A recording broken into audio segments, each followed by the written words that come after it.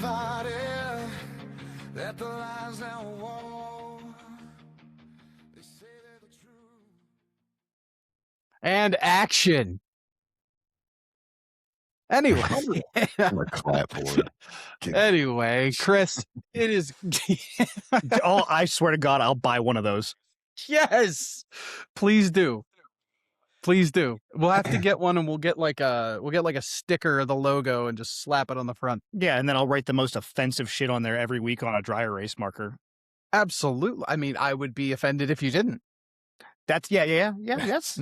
There you go. It'll work. It'll work. Hold on. Anyway, Chris, good to see you, brother. Hey, Long man, good time. to see you too. Yes, sir. You quit on us and had to go back to doing the real adult things, the making movies and, being a dad and, lame stuff. Yeah. Being a dad's cool. Being a dad's very cool. It is. It is. Absolutely. Ryan's a girl dad, so.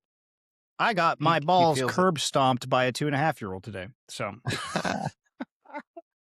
Jesus. It happens. That's always lovely. That is always lovely. Well, let's start with this. Chris, what the hell you been up to, man? I mean, since you took a break from the social media content creation world, you've kind of gone dark on everyone that's not on your Facebook. Which means your mental state is probably better. Yes, it is. I was talking to my wife. She, I said, when I was covering a lot of the news, and current events and everything. And I even had a buddy that mentioned it one time. He said, does it ever get dark just, hitting that same stuff over and over again and going down those rabbit holes? And I was like, yeah, dude, man. I said, sometimes it gets real, real dark. My wife was telling me this morning she was struggling because she was flipping through TikTok. Bless her heart. I still don't have a TikTok or anything, but she's flipping through there and she's seeing everything in the news about the that FedEx driver who did what he did to the little girl. Oh, yeah. And the kidnapping thing, yeah. Yeah, and she started filling me in on this and that. She goes, I heard audio of this. I said, I don't want to hear it. It messed me up.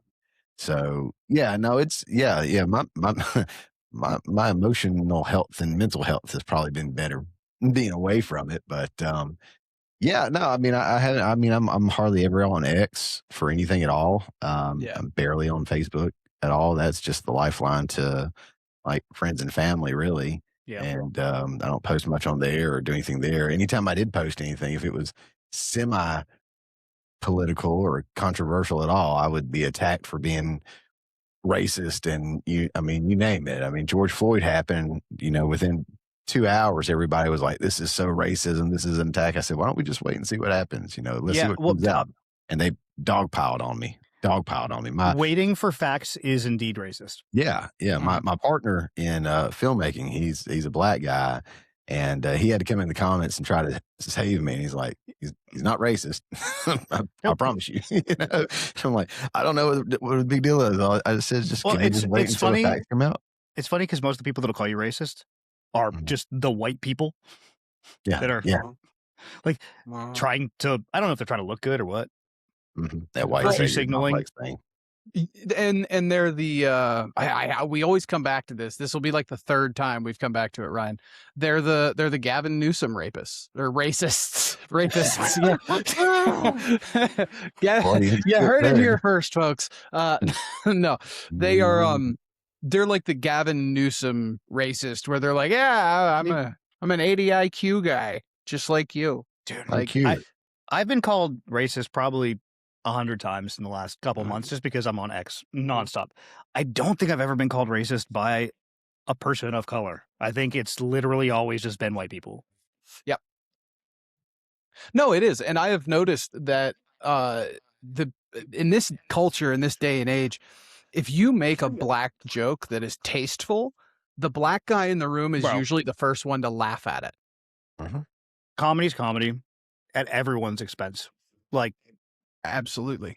I'm not pulling a punch on anybody. Like, that's what makes it good. It's an escape.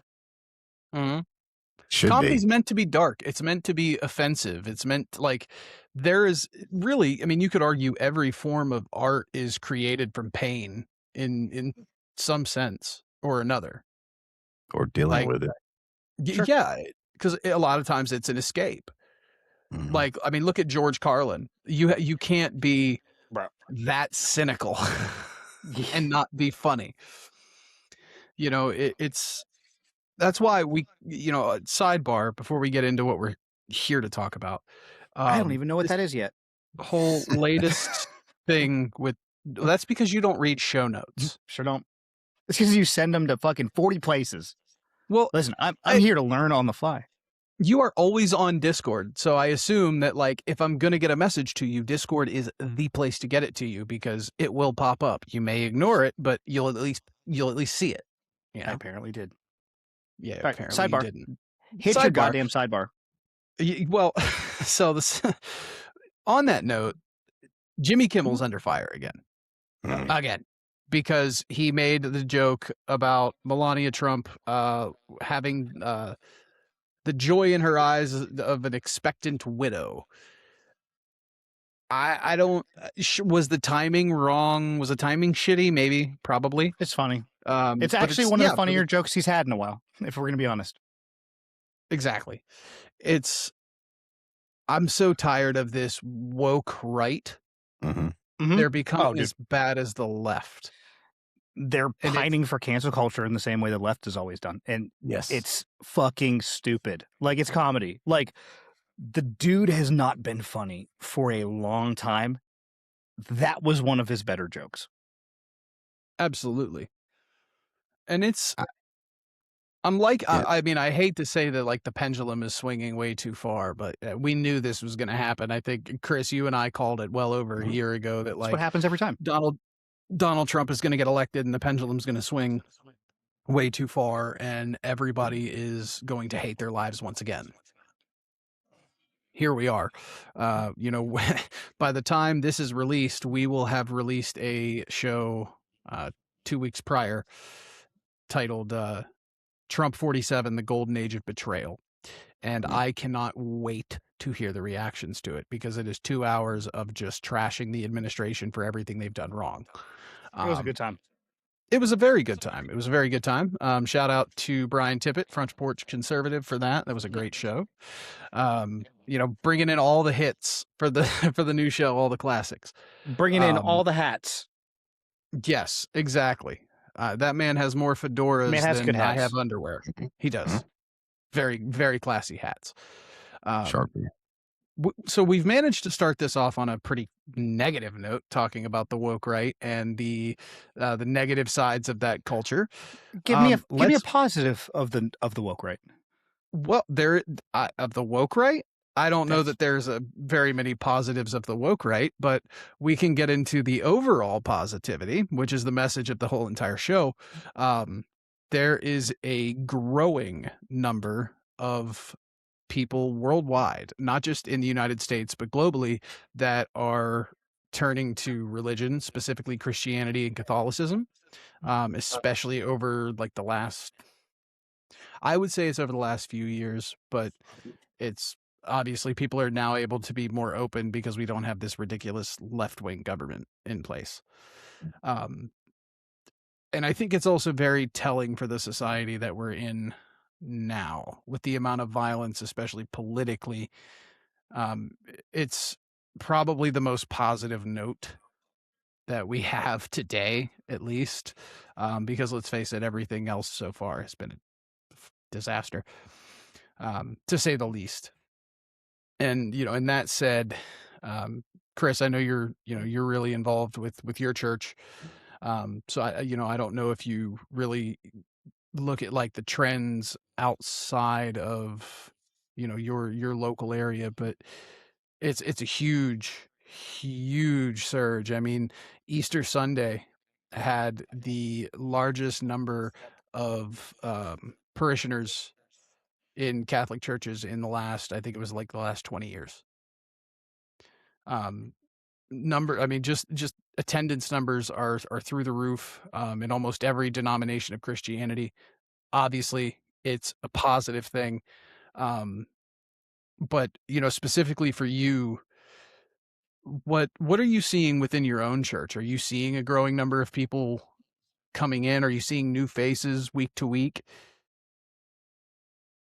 Yeah, so we're a really, really, really small church. We got about 30, 40 people that come on a regular basis.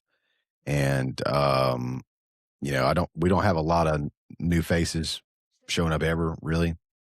But on occasion we'll get them. And something our church has done that I think was great is they've actually partnered with the local GOP. And so we don't use our building all the time. Again, we're a small church, so we don't have a lot going on. So we have a fellowship hall. We've opened that up. The GOP, local GOP comes in every month and they have their meetings there. When Charlie Kirk passed and there was the memorial service, a lot of people were streaming it. Our church streamed it along with the local GOP. And it was nice to see those people come out and see some new faces at the church. And then I saw, apparently I missed it. I came in, I set up the stream, made sure everything was running, and stayed for a little while. And then I had to leave. And apparently I missed the news station coming in. The news station came in and did a little report on it. And I found it on Facebook, later on. I'm like, hey, cool. We were on look at the comments. And it was not hardly any positive comments whatsoever at all. I know we're not trying to head in that direction yet, but man, but yeah, the church has been trying to do things to outreach, and something that's been spoken about a lot lately is more and more as people are coming to the Lord and Christianity is on an uptick. More politicians are talking about it as well. And more churches are talking about politics, and then you got the people that are against it that are still saying separation of church and state, separation of church and state. You're not supposed to talk about politics. You're not supposed to talk about this. You're not supposed to talk about that. And Christians are like, have you read the Bible? There's like literally books written in there how to establish a government. Like we are supposed to be very vocal about our nation. It tells you to be prideful in your nation, to be supportive of your nation and build a nation that serves the Lord and stuff. So, I mean, it's very, the people that I always notice that are very judgmental of, oh, that's real Christian-like of you. They have no idea what a Christian is. They've never opened the Bible, but they're the most judgmental. And I don't know if I can speak for you guys, but before I was, really locked in, I was probably guilty of doing that too, and judging them, Christians, I put them on a pedestal, even though I act like they're not, and then, judge them because they don't meet up to what I put them up on, my expectations. But yeah, so it's good to see the numbers growing. I saw something from Matt Walsh not that long ago. There was a report came out. I don't remember who did it, but some of the numbers in some places across, like you said, across the globe have like quadrupled in attendance lately.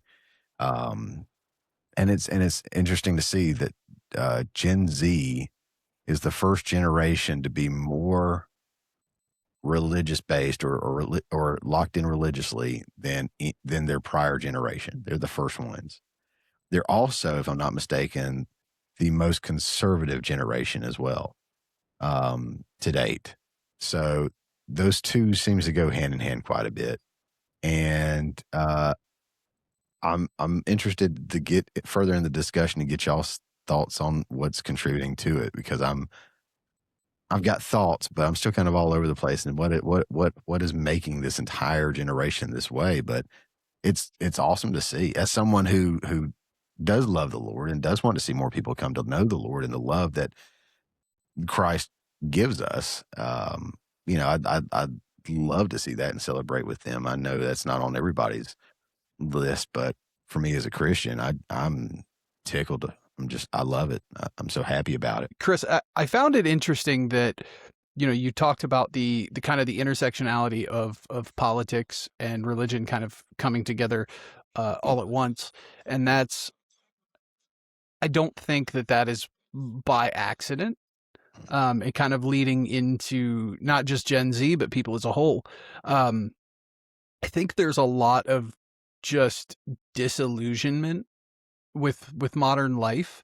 Obviously the rate at which information is consumed is overwhelming for a lot of people. You kind of especially now in the age of AI, it's very hard to discern what is real and what is true from what's not. You know, and you know, you were talking your mental health is better since you've kind of stepped away from social media. And so I think for a lot of people, whether it's Christianity, whether it's Judaism, Catholicism, whatever, I think a lot of people are just looking to something concrete, something that they know, whether it's something that they know to be true, or something that's at least able to guide them. I mean, because one thing, the younger generation specifically, they deal and they talk a lot about dealing with anxiety and depression and feelings of isolation, loneliness, and having, as someone that's been in that position before, you're always kind of looking for a North Star, and you're always kind of looking for a guiding light. Obviously, pun intended, you know. And I think that if there's anything that has stood the test of time,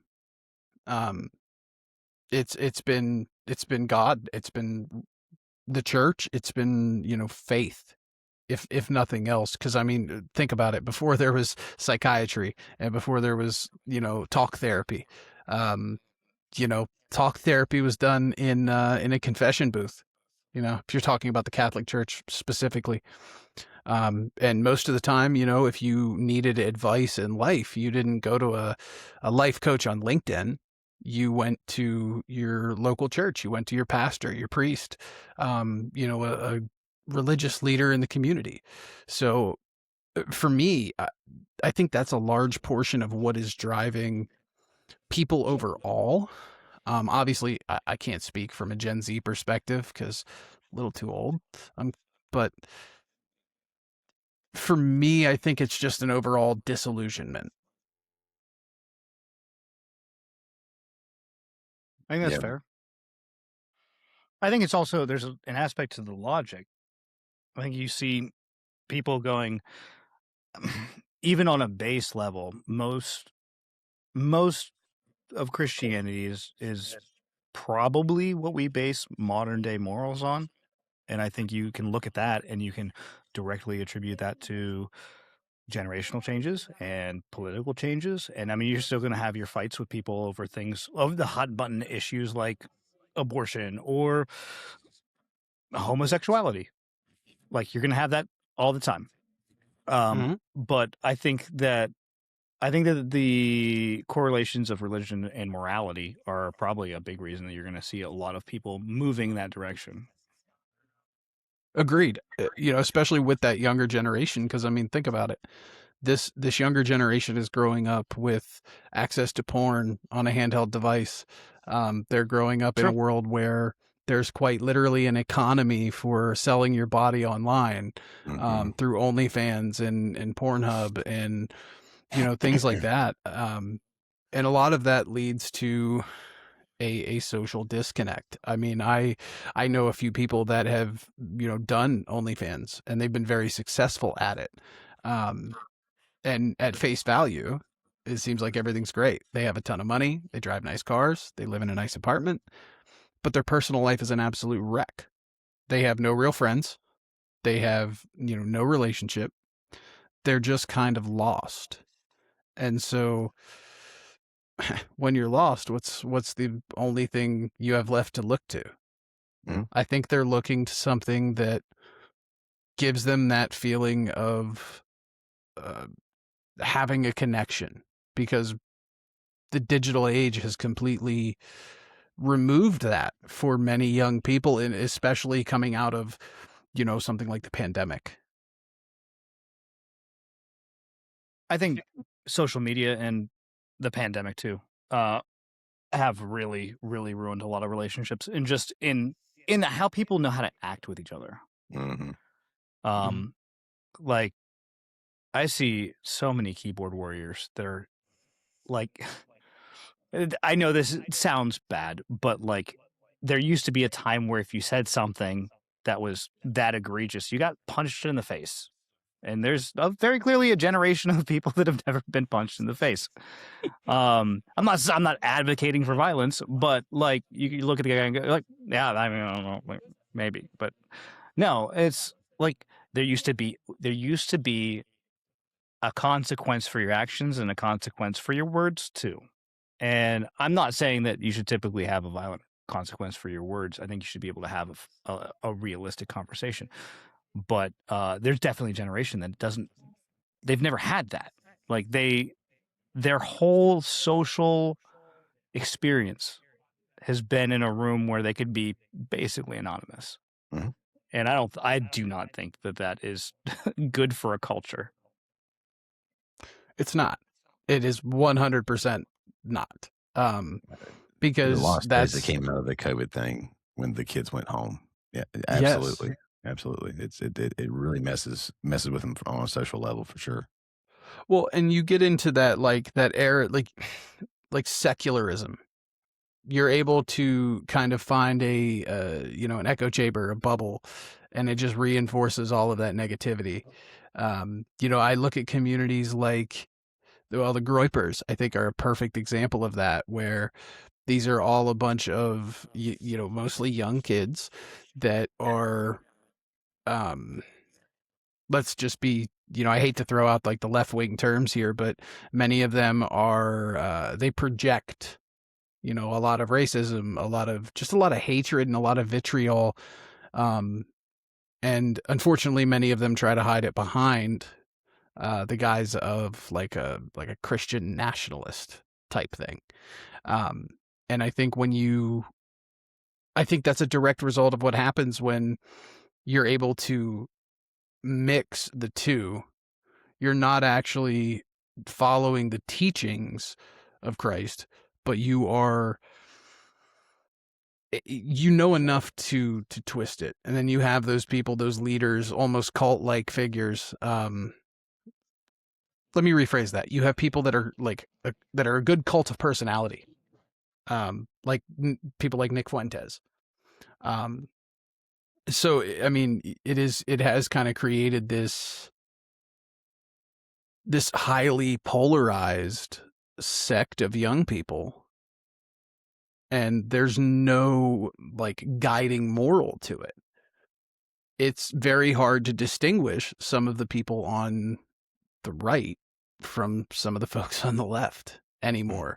When you peel back the veil of Christianity, because I believe for most of them that's what it is. It's a veil. It's a way to it's the right's version of virtue signaling. Yeah, in a lot of ways. So I mean, that's obviously a big part of it, but the massive amount of information that is consumed every day, I think, is the bigger contributor. Because, people used to complain about, oh, the news is nothing but negativity. The news is nothing but negativity. Don't watch the news. Well, now the news is Instagram reels, your Twitter feed, your Facebook feed, it's your TikTok feed.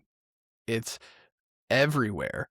And to make matters worse, it's not just talking heads that you see every night, Monday through Friday at prime time at 8 p.m.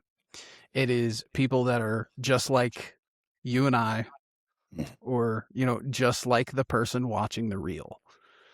And so it brings me back to that kind of like that point of disillusionment and groupthink of, well, if everything is all doom and gloom all the time, what way do you have to get out? I mean, it's almost like hitting rock bottom. Well, to that, I would say there seems to be a huge influx of darkness, and it's being put on display more and more because of the social media, right?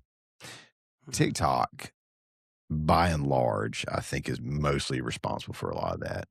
I don't know what it is, and maybe I'm the pot calling the kettle black here, but it's like anybody can have a camera on their phone, microphone, whatever. All you need is an account, and you can just you put your voice out there, say what you want to say. And when you're narcissistic enough, you think people just really want to hear what you think and what you have to say, that you will often forego any kind of filter in what you're saying.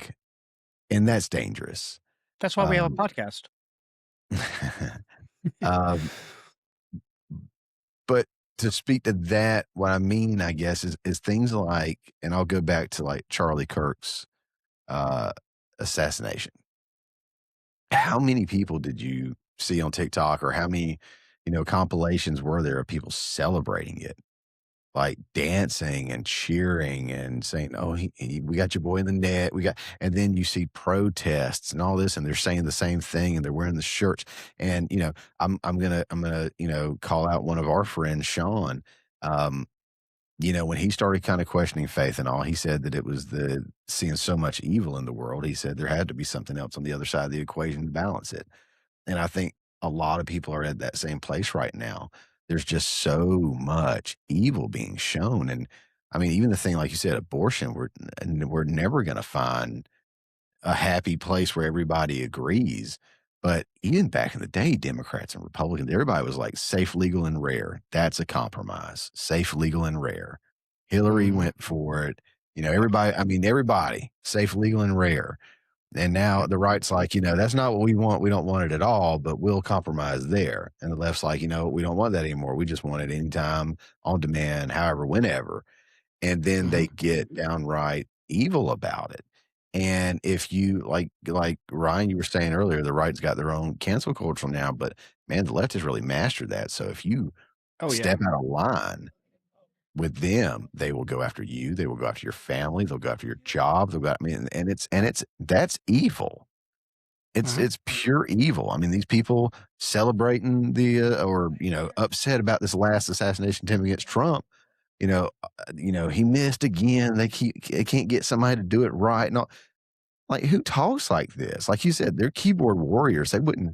I'd say they wouldn't say it to your face, but we see the protest in the streets on a regular basis. These No Kings and all these other ones, and they're out there in droves saying it. Now, they wouldn't say it on a one-on-one conversation. No. Right. But when they got their cult, when you got they're in hundreds of people behind you, it feels a little different. Yeah, sure. Well, it does. Keyboard, like you're saying, yeah. And I think that's pushing a lot absolutely the opposite direction. I mean, when the gang mentality is a real thing. When you know that you're going to say something and you're going to like trigger this whole group of people and they're all going to be like, yeah, he's right. Like 100%. Like you're just going to keep saying, and that's the problem, is then you're also just going to get ridiculous enforcement to your point, which may or may not be correct, but like you just think it is because you've got this group of people that are telling you, yeah, you're the fucking hero. Like, that's right. Well, and that's the bigger problem too, is that, it kind of comes back to, again, that concept of social media has now bled into the real world, where it seems like every action that a lot of people would take is just self-aggrandizing, right? It gives them a feeling that they are more powerful than they actually are. And unfortunately, it's bad enough when you have one person that posts TikTok videos and gets, a couple million views and has, a couple 100,000 followers. But when you get a group of 1,000 people together that are really not there for any purpose other than to self-aggrandize and feel powerful. Like you brought up the protests. How many times have you seen a video online of somebody going to one of these protests, asking them what they're protesting for? They give a very simple, short answer and they go, well, why do you feel that way? And you get this, the interview. Yeah, I don't really know. It's like, or they look at their friend and they're like, well, why are we protesting? Because it was cool. Yeah. Exactly. You thought it was cool. I may not agree with Charlie Kirk on all of his views, but the one thing I do agree with him on is that he asked people to take a position and logically defend it. And that's all I ever want from anybody. And I will absolutely be the first person to say, like, you can change my mind. Like, I am not assuming that I am the one who is all knowing and all correct.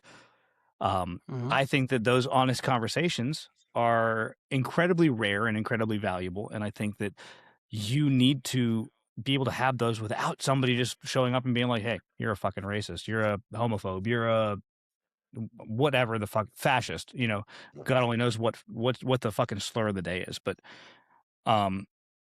we've lost the ability to have those honest conversations and like actually have a reasonable logical debate. Like, I know we've talked about this recently in other podcasts, but intellectual honesty is something that just seems to have gone completely by the wayside. Everybody just wants to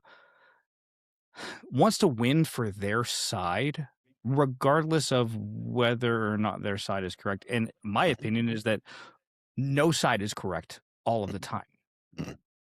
Like I take it from all sides. Like the Republicans hate me. Yeah, you fucking Eiffel Towered. I got Eiffel Towered by the fucking Republicans and Democrats. It's not great. She did. Yeah. It's not really something I would admit, but okay. Yeah, well.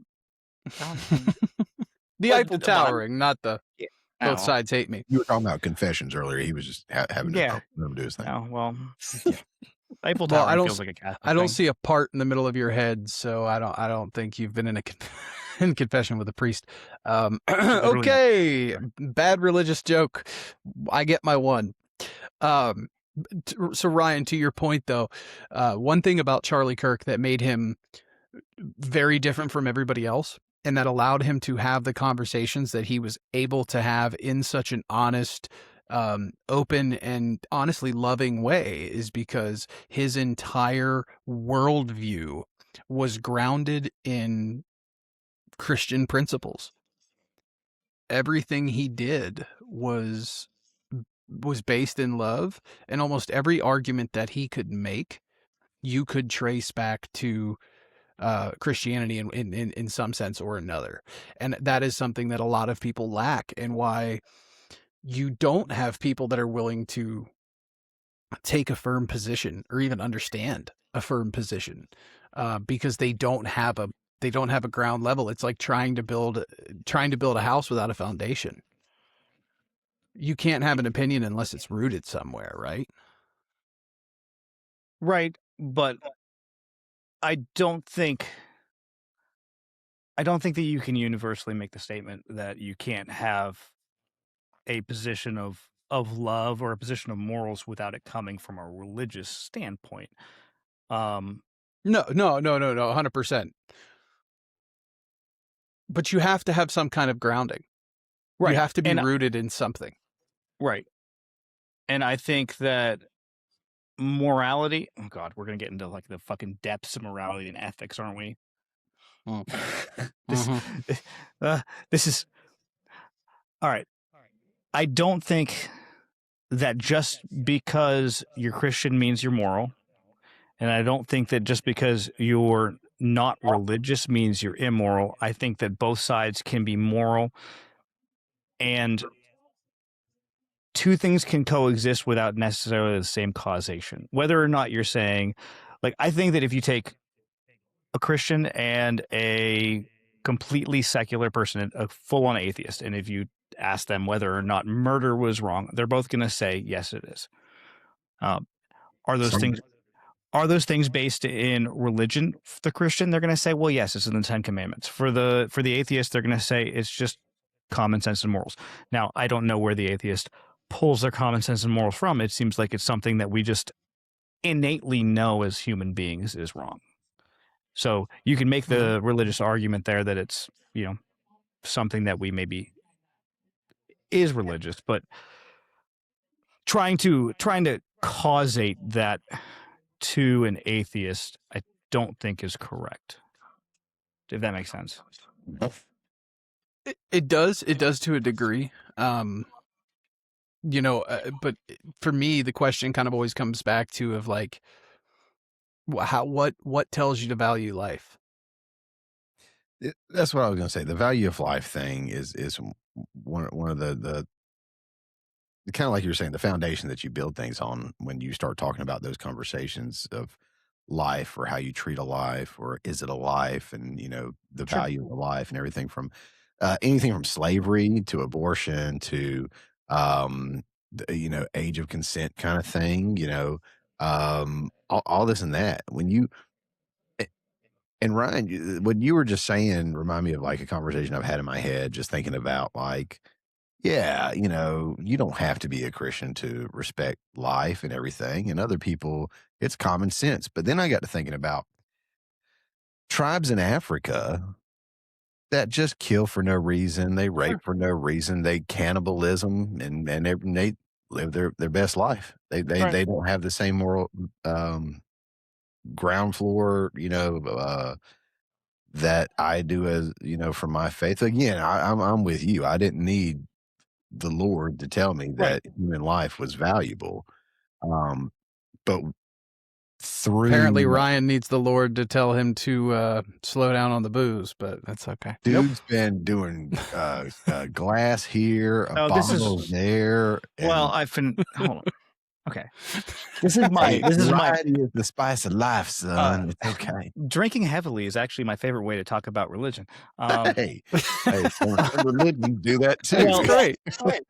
to give you actually here, hold on. To give you background, I graduated from a Baptist high school, preschool through 12th grade, all the way through a Baptist high school.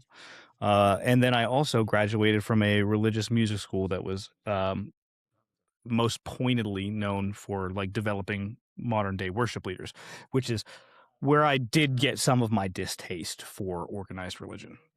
Because I ended up being very heavily in the megachurch space. And when you said you went to a church of like 30, 40 people, that is also what I did when I was in this music world, because it was the music school I went to was attached to a megachurch.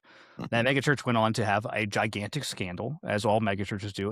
It was well after I left, but while I was going to that megachurch, while I was doing that school through the megachurch, I was attending I don't know if it was a Baptist. I don't remember what the denomination of the church that I was going to.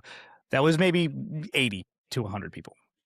And it was very different, but I got tired of all the politics and all the not like governmental politics, but like the church politics and everything that was involved.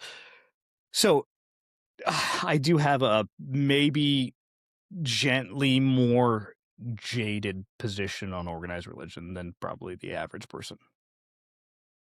I think a lot of people experience it in some capacity or another.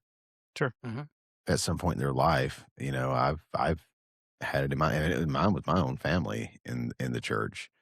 My grandfather was the pastor growing up. My uncle was the song leader and our Sunday school teacher.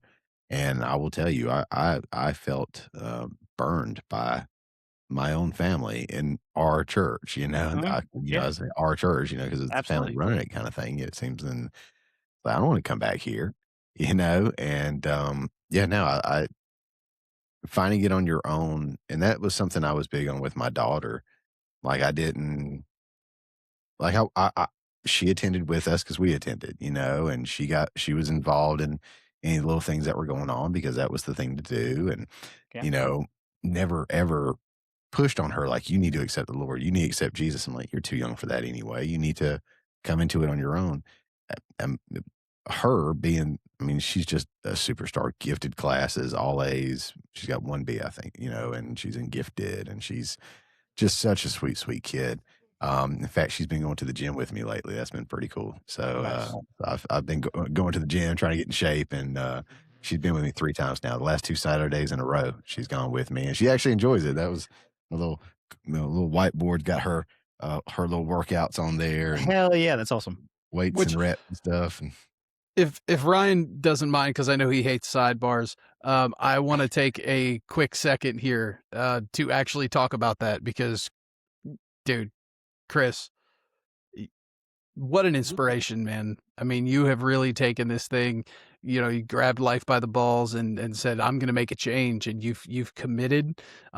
Dude, you can see it in your face. just, you know, the not just the physical changes, but you know, the eyes never lie, Chico. Like there's a you can just tell genuinely just from the glow in your face, you're happier, you're healthier. And so I wanted to take a minute to acknowledge that growth, because dude, what an awesome journey it is to watch, you know. And the fact that you've been brave enough to document that, you know, through YouTube and Instagram, which I'm gonna do the plug. Chris Conquers the Scale. Look it up. Absolutely fantastic. Super inspiring. And the fact that, you know, while you're in the midst of this journey yourself, you are, you know, taking the time to help other people through theirs is something that's super commendable. So bravo, man. God bless you. Well, thank you, man. I say on the channel, like I don't care about documenting my journey. This isn't for me. And there's just not a lot of people out there that were really documenting what I'm doing in the way that I'm doing it. And a lot of misinformation out there. And I'm such a nerd. You know, I try to do my due diligence, and, you know, like even, you know, when we do our stuff, you know, I try to do my homework and make sure I come to the table when, I mean, whatever it was, however many hours we were doing, you know, election night stream, you know, I try to make sure I came prepared. And when we were looking at the state of Georgia, I'm like, I know those counties, I know how they're going to vote. Here's the records from the last several elections. You know, we were calling it before the big guys were. You know, we were able to break things down, and it was, you know, I try not to open my mouth unless I know what I'm talking about. And so, yeah, I was encouraged by some other people that were doing the content creation stuff in the GLP-1 weight loss world, and just commenting on their stuff. And they're like, you really ought to share your story. And I was like, well, we'll see. And because I didn't want to do it, because I wanted to focus on me. I wanted to focus on the filmmaking. I wanted to, you know, the whole reason I stepped away. But, you know, it's been really cool. I've had a handful of comments and some DMs directly, like asking me questions and thanking me for pointing out certain things. Cause I don't really pull punches when I talk about it. I don't do the fluff and, you know, hey, it's okay if you're, you know, still the same weight you were 3 months ago. You're doing all the right things. It's okay. It's like, no, if you're still the same weight you were 3 months ago, you're not doing all the right things. Here's what you're not doing, probably, you know. And I step on toes, and I've had some people say, what are your credentials to talk about this? I'm like, I was a fat 377 pounds, and I'm 263 now, and less than a year. So that's my credentials at the moment. That's fucking crazy. That's awesome. Thanks, man. So that's my story at the moment, sir. No, that's great. So I do want to ask, you know, because you did just mention, like, you didn't really want to document it. You kind of just wanted to do it. You wanted to focus on your life, you know, and just take it by the balls and do it. Yeah. What made you change your mind? The encouragement of like, I would watch people's content because I was wanting to learn more and see what other people were doing, what they were running into that would take them off the beaten path and everything. And, you know, anything to help me on my journey. And yeah, just commenting in their videos, and they're like, hey, you know, you should really share. You're very positive, and you're very, you know, seem to be very knowledgeable, or what. I hate talking about myself. But, you know, they were saying things that are like, you know, and there's not a lot, and honestly, there's not a lot of guys that are out there sharing that GLP-1 journey that aren't in another country, I would say, or gay is what I'd say. Well, because that's a level of vulnerability. It is. You are vulnerable. Yeah. And I'm not necessarily the most comfortable talking about everything, you know, but again, I guess, I don't know. I went back, I started thinking about it, and you kind of came to mind. When I was thinking about it, I was thinking about you, and I was thinking about Leah, and I was thinking about others. And I was like, you know, if I never, ever, ever open my mouth about the Lord, and I avoided it like the plague, 'cause I didn't want to offend somebody, or, you know, I wanted to stay on topic, and I just wanted to act like I had nothing to do with, you know, this Jesus guy or anything. life would be different and it wouldn't have impacted you guys like it did. And No. I'm so grateful that we were able to do what we've done and that you guys are where you are. And I said, if I can help one person by sharing, my journey and the stuff that I've learned, then I would just feel great. I'd feel awesome. And, one of my videos, I'm like, start tracking your, calories, track your movements. It's calories in, calories out. People hate hearing that. And people are like, I hate tracking and all this and that. And one guy said, you know what? I avoided tracking. I plateaued. I watched this video. I started tracking for a week and I realized you were right. And now I've changed it and I'm down 2.5 pounds already in a week. And I'm like, there you go. Like you don't know what you don't know. And so just hearing that one person just made me go like, okay, you're doing it. Let's help some more folks. So again, I don't care. I don't want to be a YouTuber. I really don't. I'm not trying to be that guy because to me, if you want to do that, especially in that community, you do got to do the warm and fuzzies and the fluffies and not step on people's toes and make them want to tune into your channel. And say, I'm not doing that. I just want to help people, at the cost of, again, being vulnerable and making myself look like an idiot or whatever. But it is what it is. If I can help somebody, I'm all about it. Look, and that comes back to the point I made earlier of, a lot of these people on social media are just there to self-aggrandize. And, you're kind of doing the opposite of it, which is, I think is why your channel has grown so quickly, in the amount of time you've been doing it. And so I do, you touched on, you thought about me and you thought about Leah, and I want to take a minute to kind of publicly, thank you again, because, for those that aren't familiar with, my situation, I had some stuff happen where I was, unfortunately stabbed in the back, by some contractors that worked for me, cost me my biggest contract, put my business back to, basically zero, put us back to square one. And so, my income dipped, that sense of purpose dipped, it affected my mental health. And there was a lot of the like, where do I go from here? And I think I called you at one point, Chris, and I'd said, you know what? I finally, after all the stress and after all the sleepless nights and the trying to figure out a way to make this work myself, for the first time in my life, I finally just threw my hands up and said, you know what? I'm going to leave it in the hands of the man upstairs. And interestingly enough, my lease was coming up.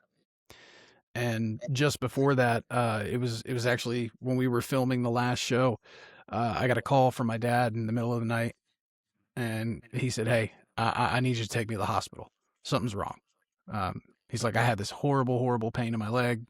He's like, "And I can't stand it." My dad is a guy that has an insanely high pain tolerance, so for him to say, "Hey, I need you to take me to the ER," was kind of a big deal. So I cut the podcast short, left, and he'd been having some issues for a while. He wasn't getting around as well, wasn't able to do as much, and then come to find out he has peripheral artery disease. And so, obviously he's going to be affected by that.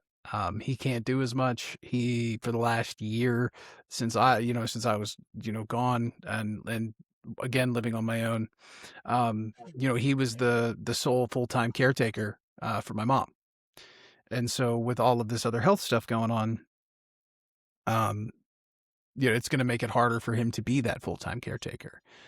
And so my lease was coming up. There were a lot of problems in the building. And so I finally was like, you know what? I woke up one morning and something was just like, dude, go home. Go home. Your lease is up. You don't need to worry about how you're going to pay your bills. My Aunt Paula was wonderful enough to, she was willing to say, hey, you know what, I'm going to continue to help you out. we'll make sure your bills are paid. Don't worry about it. Just figure this shit out. And, despite all of that, something just said, hey, go home. It's not worth it. And so here I am, probably in the full screen. People would be able to see it, but I just moved everything back today. Everything's still in boxes. I rushed to set all this up so that, we could film tonight. Hence the studio that looks like the inside of a federal penitentiary. But being able to just kind of throw my hands up and say, all right, let somebody else guide it. Jesus, take the wheel. The timing was just crazy of how everything worked out. And so, if you and I hadn't had that conversation, going on 2 years now in a few months, that had opened my eyes to like the possibility of finding my faith again. I don't think this process would have, while it was still difficult, I think it would have been a lot more difficult without that fallback, I guess. Yeah. So, again, wanted to take a moment, or I guess a couple moments, because I'm a long-winded SOB, to say thank you, because it was a big deal for me, man. It kept me off the ledge. So good. It's thank you. Amen. And so in that said,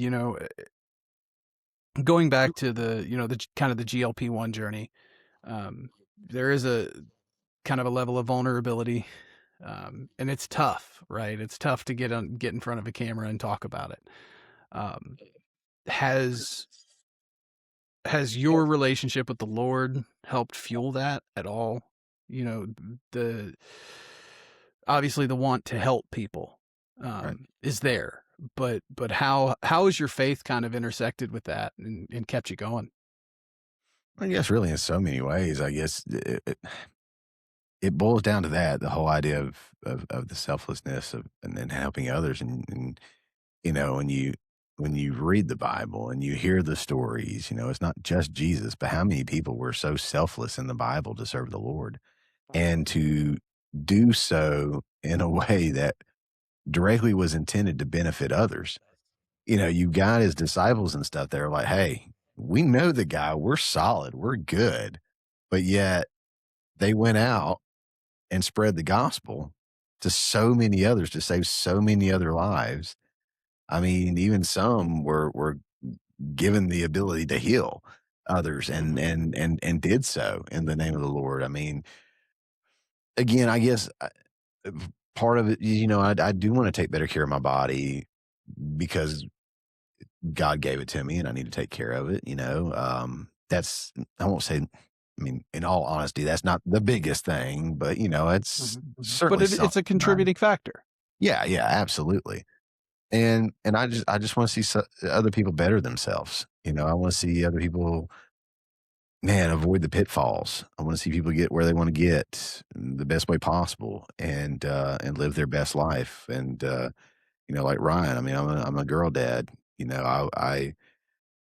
I see videos all the time, again, talking about the negatives of like, child molesters and stuff like that. That one guy I'll never forget in the interview that somebody was interviewing and says, what do you look for before you, go after a child? And it could be a boy or a girl, and he says, the first thing I look for is the dad. Mhm. Is he there? Does he look, like he's can handle business? If so, I move on. And that's that'll mess you up right there, and that'll put you where you need to be. Yeah, I need to be back in a gym. That's where I need to be.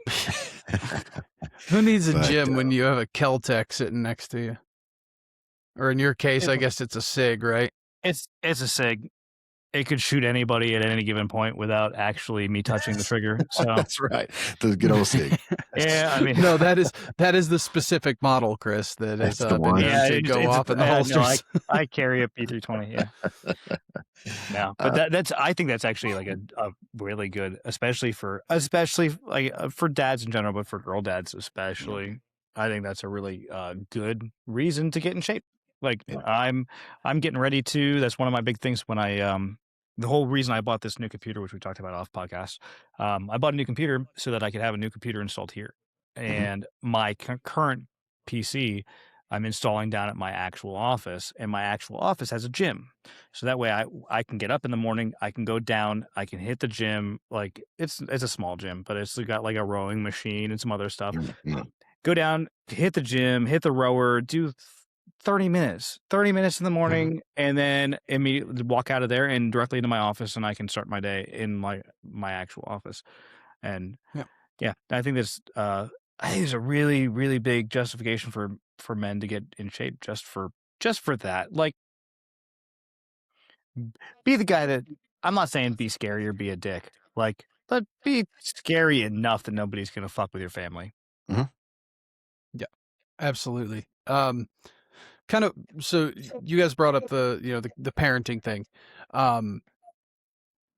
For these young people that are kind of, these people, the young people that are converting, if they start a family now, Chris, how do you see their faith kind of shaping that next generation? I mean, especially because the culture pushes like opposite values a lot of times, right? So even if the family is inherently Christian, that kid may go to school, and now all of a sudden there's that woke secularism, that woke ideology that's kind of permeated through that contradicts, these young parents that have, I guess, seen both sides of it and converted. How do you see that shaping that next generation? I think it's going to be incredibly beneficial in this sense that a lot of what we've seen over the last several years, and I actually preached a sermon on this one Sunday, but there's a huge significance on who comes to the Lord first, be it the child, be it the father, be it the mother. But statistically speaking, I won't say take faith out of it because faith is part of the equation that I'm using here. But when you look at raw data statistics, like people that are raised in the church, kids that are raised in the church are less likely to run away. They're less likely to commit crimes. They're less likely to murder and rape and all this and that. They're less like I forget what all they were, like all these drugs, everything, like all these statistics start kicking in. And again, that's definitely not to say that it doesn't happen. Right. But on a large mass surveyed level, it definitely is beneficial, right? So growing up in a house where you're raised by two people that love each other, that is where their foundation lies. They love each other and they love each other in the Lord. They build their marriage and their relationship with Christ as the head of the family. A great image for that, if you picture a triangle, right? And you put the husband and wife in the two bottom corners and you put Jesus at the top. The closer you get to Jesus, the closer you get to each other, right? If you think about it. So with that structure in place, raising a child, it definitely becomes significantly more likely that they'll avoid a lot of that stuff, that they'll be shielded from a lot of that stuff.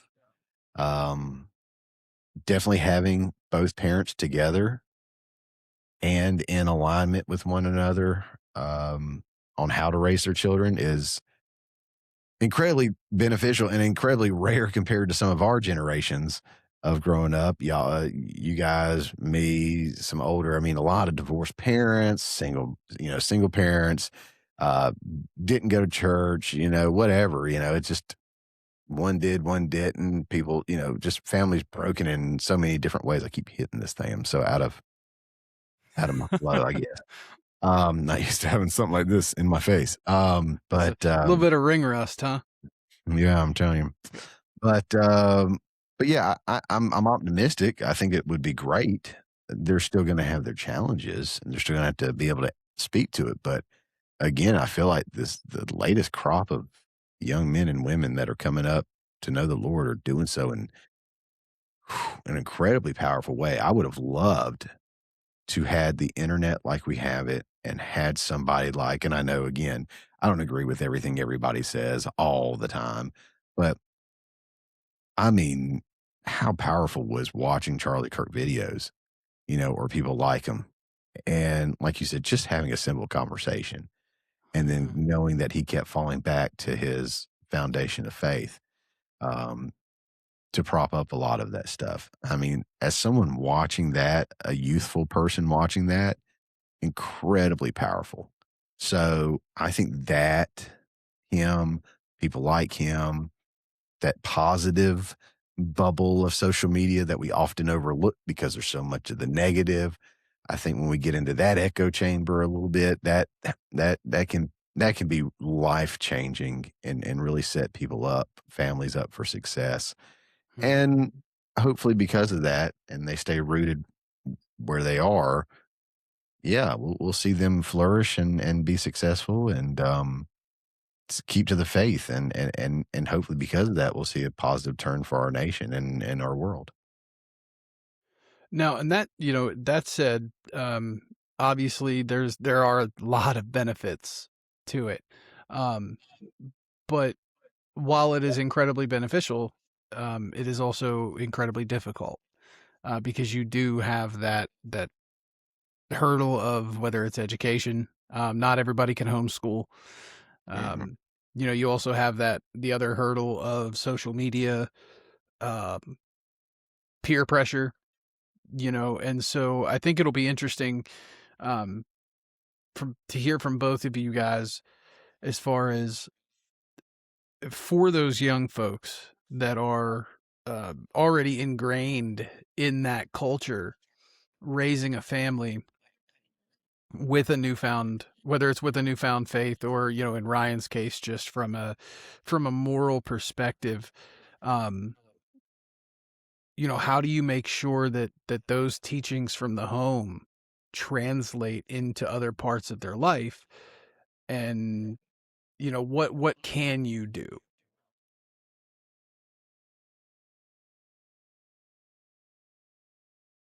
Ryan, you want to start first? I've been running off at the mouth. Sure. No, it's fine. Yeah.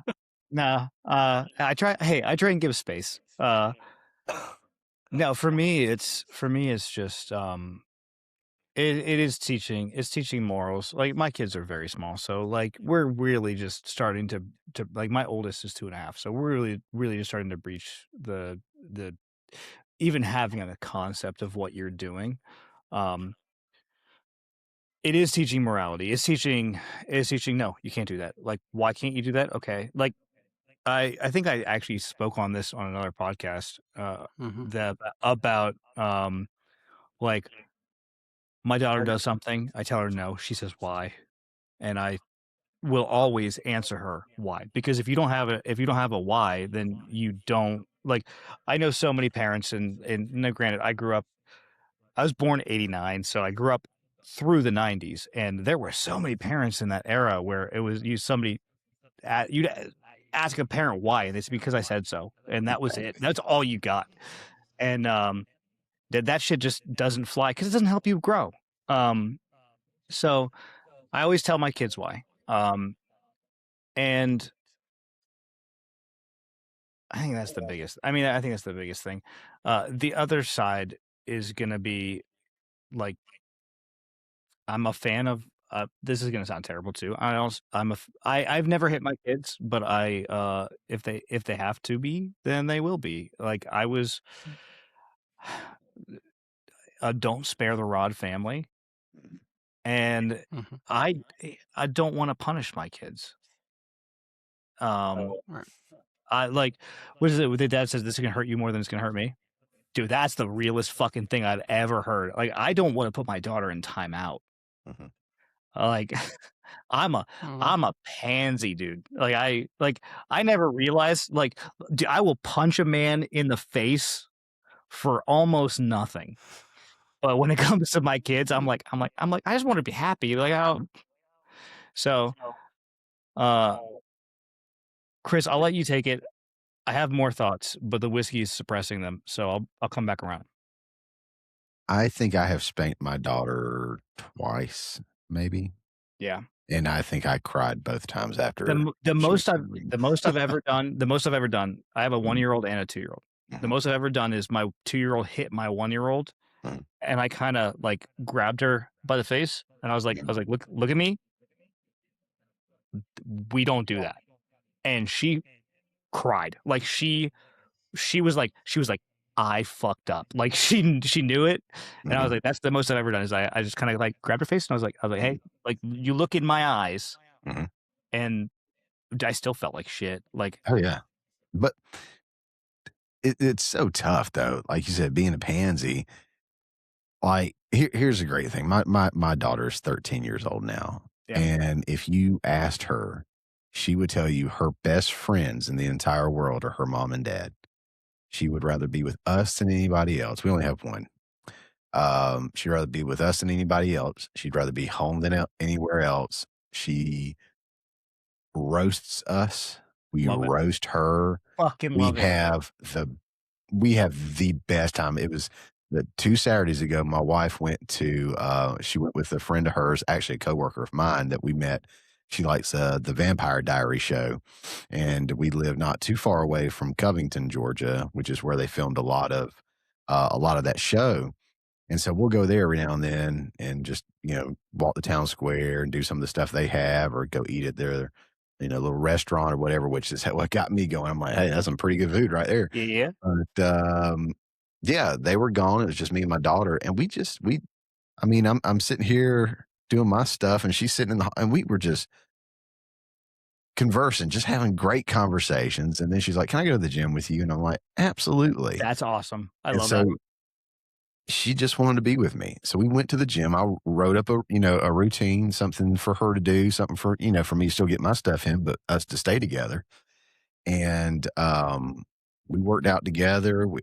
It was a long workout, but it wasn't at the same time. We didn't get a lot done, but we were there for a while because I was showing her, the right way to do things and everything. And she actually was like, I really had fun. I really enjoyed it. That's awesome. And at one point at the end, the treadmills are right next to the cable. So we did a couple things on the cables, and I popped her over on the treadmill to finish up while I finished me some stuff on the cable so I can keep an eye on her right there next to me.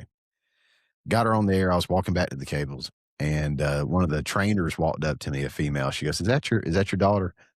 I said, yeah. She goes, my dad used to bring me to the gym when I was a little girl. Now this woman looks great, in shape, just, she said, my dad instilled, take care of your body, take care of your mind, take care of your soul. And she goes, I'm a business owner.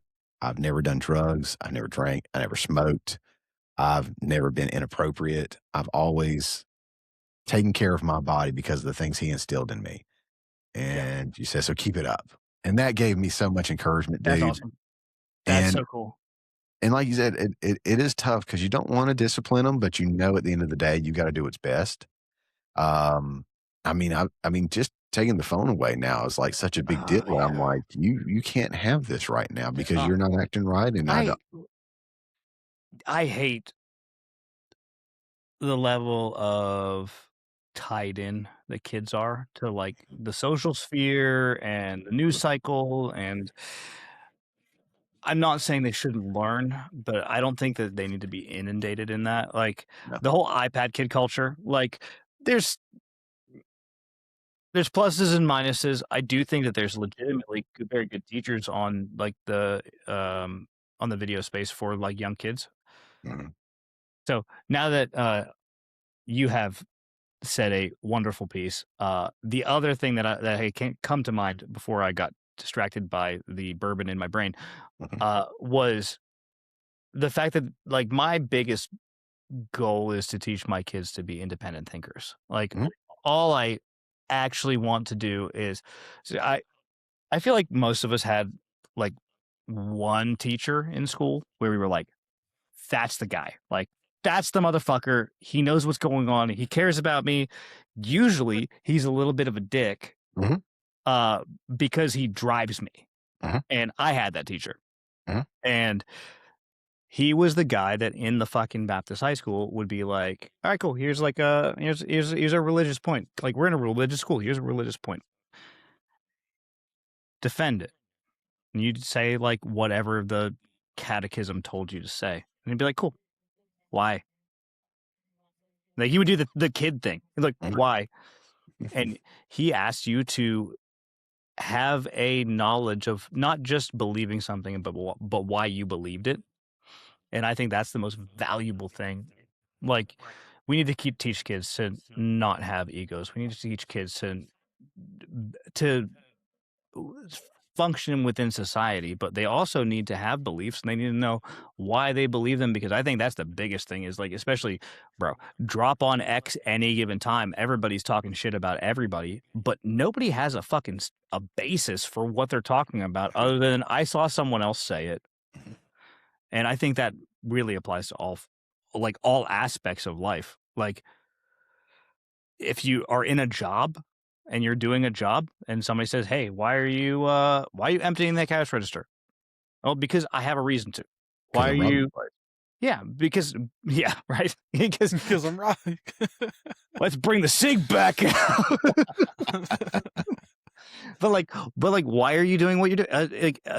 Like, I've worked in like a relatively self-employed space for a long time too, and it's like you got to have a drive and a motivation and a reason for everything you do, because if you don't, then you're not going to get the job done. And I think that people really don't know how to answer that question, or how to. I don't think they know how to find that information themselves, or how. And I think a big part of that is probably not being able to have honest conversations with other people, because if you say, hey, why do you believe this? And you give an answer and like, well, this is why I believe it. Well, now you're called names, and you don't ever have an actual intellectual conversation, and you don't ever figure out what you both believe. Like, you've now done a disservice to both people in the conversation. Right. I'm with you. I've always tried to explain the why. Yeah. Of anything, and I ask people to do that for me too. Like, when I got my job, somebody would tell me what to do when this happens, and I'm like, okay, why? Yeah. What is the triggering mechanism that should go off in my head? Not just this exact scenario, but why this action? Why this? If I know the why, then I can use this and think. But if I'm just going off of this, I'm just like in high school, and I'm just going off of memory, and I'm just memorizing patterns. No, give me the reason. Let me be able to execute my own, train of thought. So instilling that in the kids, I think is good. With my daughter, I've always spoken to my daughter like an adult almost, and being very open about giving her the why about something, and respecting her when I talk to her, and I don't really talk down to her, and I don't let her talk down to me or her mom. And there's been times, and I don't know if you've run into this yet, and you may, and I'm definitely not trying to give parenting advice, but what I've noticed, I'll take it very, all. very, very, very early on is, and this is such a big thing, guys, because it's universal, what I'm about to say. And it goes with exactly what we've been talking about, how we can be influenced by social media, and how social media influences everybody and everything else, right? So we started noticing she was getting whinier about stuff, and more just easily agitated about everything. And I'm like, why is she acting like this now? She was starting to kind of grow up, and this was back when she was 4, 5, 6, maybe. I said, what has changed? Why is she acting like this? And I remember having the TV on one of the cartoons, and it was Caillou, and then there was another one, Peppa Pig. Dude, Peppa sucks. And as I'm listening to it, I'm like, that's the same whiny that she's doing. Yep. We turned it off. We found something else to put on and watch, and she moved away from that pattern, and she moved away from that. And so, like you were saying with like the iPad stuff, we allow her to have a phone. And part of it is we both kind of feel bad as parents because we only have one child. We wanted to have more. It just wasn't in the cards for us. Sure. And at this point, we're done, we're not gonna, continue to try. And she's, like I said, 13. We're there. So I want her to be able to be in touch with her friends and be able to FaceTime with them and coordinate with them. She went to the gym with me Saturday, but the plans were actually she was trying to coordinate with her 2 friends so we can go to this trampoline park thing. And when that fell through, Dude, you want a good workout though? huh? You want a good workout? Uh-huh. Go to that fucking trampoline park. Oh yeah, I bet. I did that as like a third. I'm 36. I think I went to a trampoline park when I was like 32, 33. Mhm. Dear God, my legs and my core were ripped up for days. I don't know what the weight limit on those things are, but That's fair. I know I was too much. Now I don't Really? think. I mean, because Mhm. I mean, I I'm guess pretty no. sure I guess, yeah. I was 377. Yeah, I mean, Like I that's, said a year ago. that's up there. Yeah, I know we've got a trampoline in the backyard. I know that's not going to be rated the same thing, but it was saying below 300, I want to say. And so I am now. And so I'm like, oh, yeah, It's a good workout. That. It's I a bet it is. really good workout. And it's fun. It's a good change of pace. Yeah. I'm always down with stuff like that. But yeah, controlling what they take in and what they're, but again, that's universal to us too. We got to learn when to cut it off. We got to learn when to step away, because otherwise, subconsciously, it'll start messing with us too. But yeah, just raising them right, teaching them the whys of everything, speaking to them with the intent to raise a productive member of society, to instill in them the morals and values that you find to be necessary and grounded in what it takes to be successful. And I'll always, and I told her this many times, and I'll always go back to it. I think it was Dana White that talked about how we're just raising a bunch of, pussies, and that everybody is so just, I want to be on social media. I want to be a YouTuber, and I want to be a content creator, and I want to be, or a celebrity. They don't want to be the firefighters and the lawyers and all this and that anymore, and blah, blah, blah, blah. They also don't want to work hard, because all these jobs, you don't have to work nearly as hard necessarily. I mean, don't get me wrong. If you're going to be a content creator and crank stuff out, it's hard work. Oh yeah, no. I'm not knocking that at all, but it's not the same kind of work, I guess. And so Dana White was saying, like, if you get somebody who's coming up now who puts the pedal to the metal and just is willing to run over everybody and get where they got to go and do the work and keep their head down and focus on the job and not get distracted, and they're just a freaking bull, they're going to rise up so much faster than everybody else and be in those CEO spots in no time. And I told her, I said, that is what I'm raising you to be. Whether you're going to own your own business or whether you're going to be the CEO of a company one day, I want you prepared when you're done with all this school and you move out and you're on your own. I want you to have everything that you need to be as successful as you possibly can in whatever you want to do. And I've ingrained that in her, so she knows when I'm correcting her or I'm giving her feedback, it might piss her off a little bit. She might give me some pushback, especially being a teenager right now, and hormones and all this and that. Good Lord, that's starting to kick in. But at the core, she knows my intent. That's been ingrained in her for so long. She knows my intent. So even if she does get upset with me or even pops off at me a little bit, she has come back to me later and says, I'm sorry I did that. I don't have to go to her. She will come to me. That's incredible. She gets it. She gets it.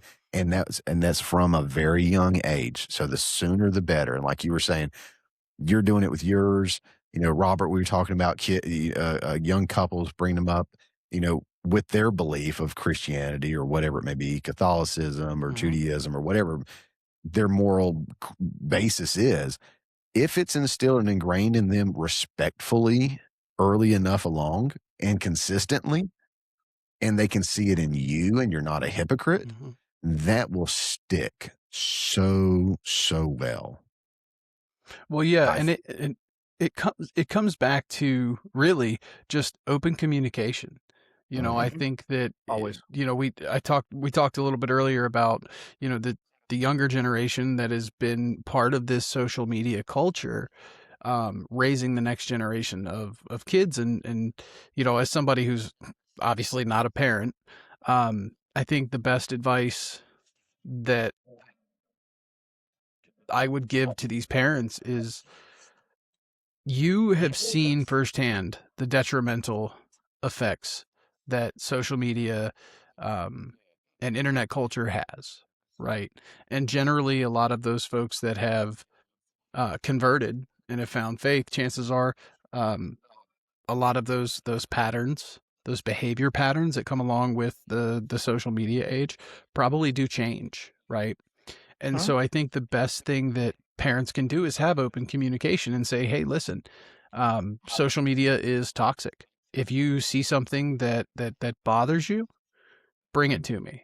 Don't be afraid to show me and, say, hey, why is this?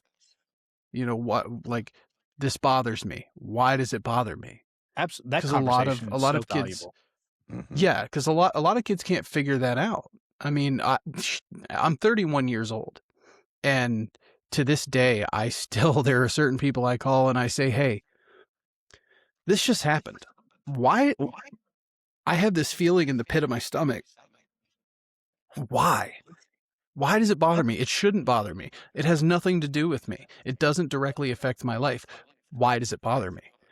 And so being able to have those open and honest conversations, I think is the number one thing, because I think for a long time, people have, especially the older generation, has kind of lived by this: be a parent, not a friend.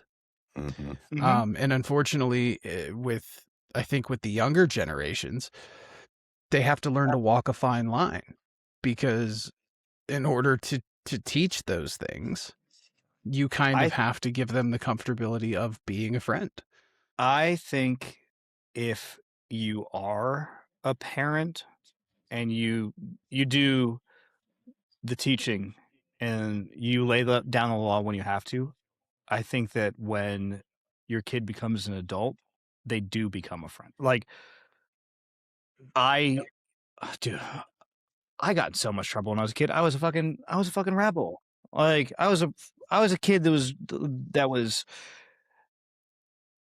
growing up to be like, I wanted to be a rock star, dude. That was my goal. Like I wanted to be a rock star, and I tried, and I didn't quite make it, and that's fine. But I definitely was pushing the bounds. But now, like my dad laid down the law when he had to. Like, when my mom said, "Wait until your dad gets home," like the terror was real, but not in a bad way. And now I'm an adult. I've got my own kids, and every time I get in my car and I go drive, I'm driving from, like, I'm in real estate. I'm driving to show a house. I'm rolling, and the first thing I do is call my dad, because my dad is my best friend now. Like, he's absolutely my best friend, and I think that you can have that, but I think you have to establish some kind of authority and some kind of, like, the teachability are very, very early. And but I think that develops into friendship later. Like, you can be friends at the same time. You can be friends at the same time. But what hurts more is, you can tell me something offensive as somebody that I don't know and I don't give a shit. But if you're somebody that I care about their opinion and you tell me something offensive, I'm going to take that much more to heart. So, right. And so to bring it back into the concept of faith and religion, because obviously the parenting thing is great because it does play a part. Once people convert, to whether it's Christianity, whatever, I talked about pattern recognition and kind of breaking the patterns. Chris, from life experience, when someone converts, what tangible changes do you notice in that person, from just looking at it from outside as well as from an introspective point? What changes do you see, whether it's in their lives, their families, their communities?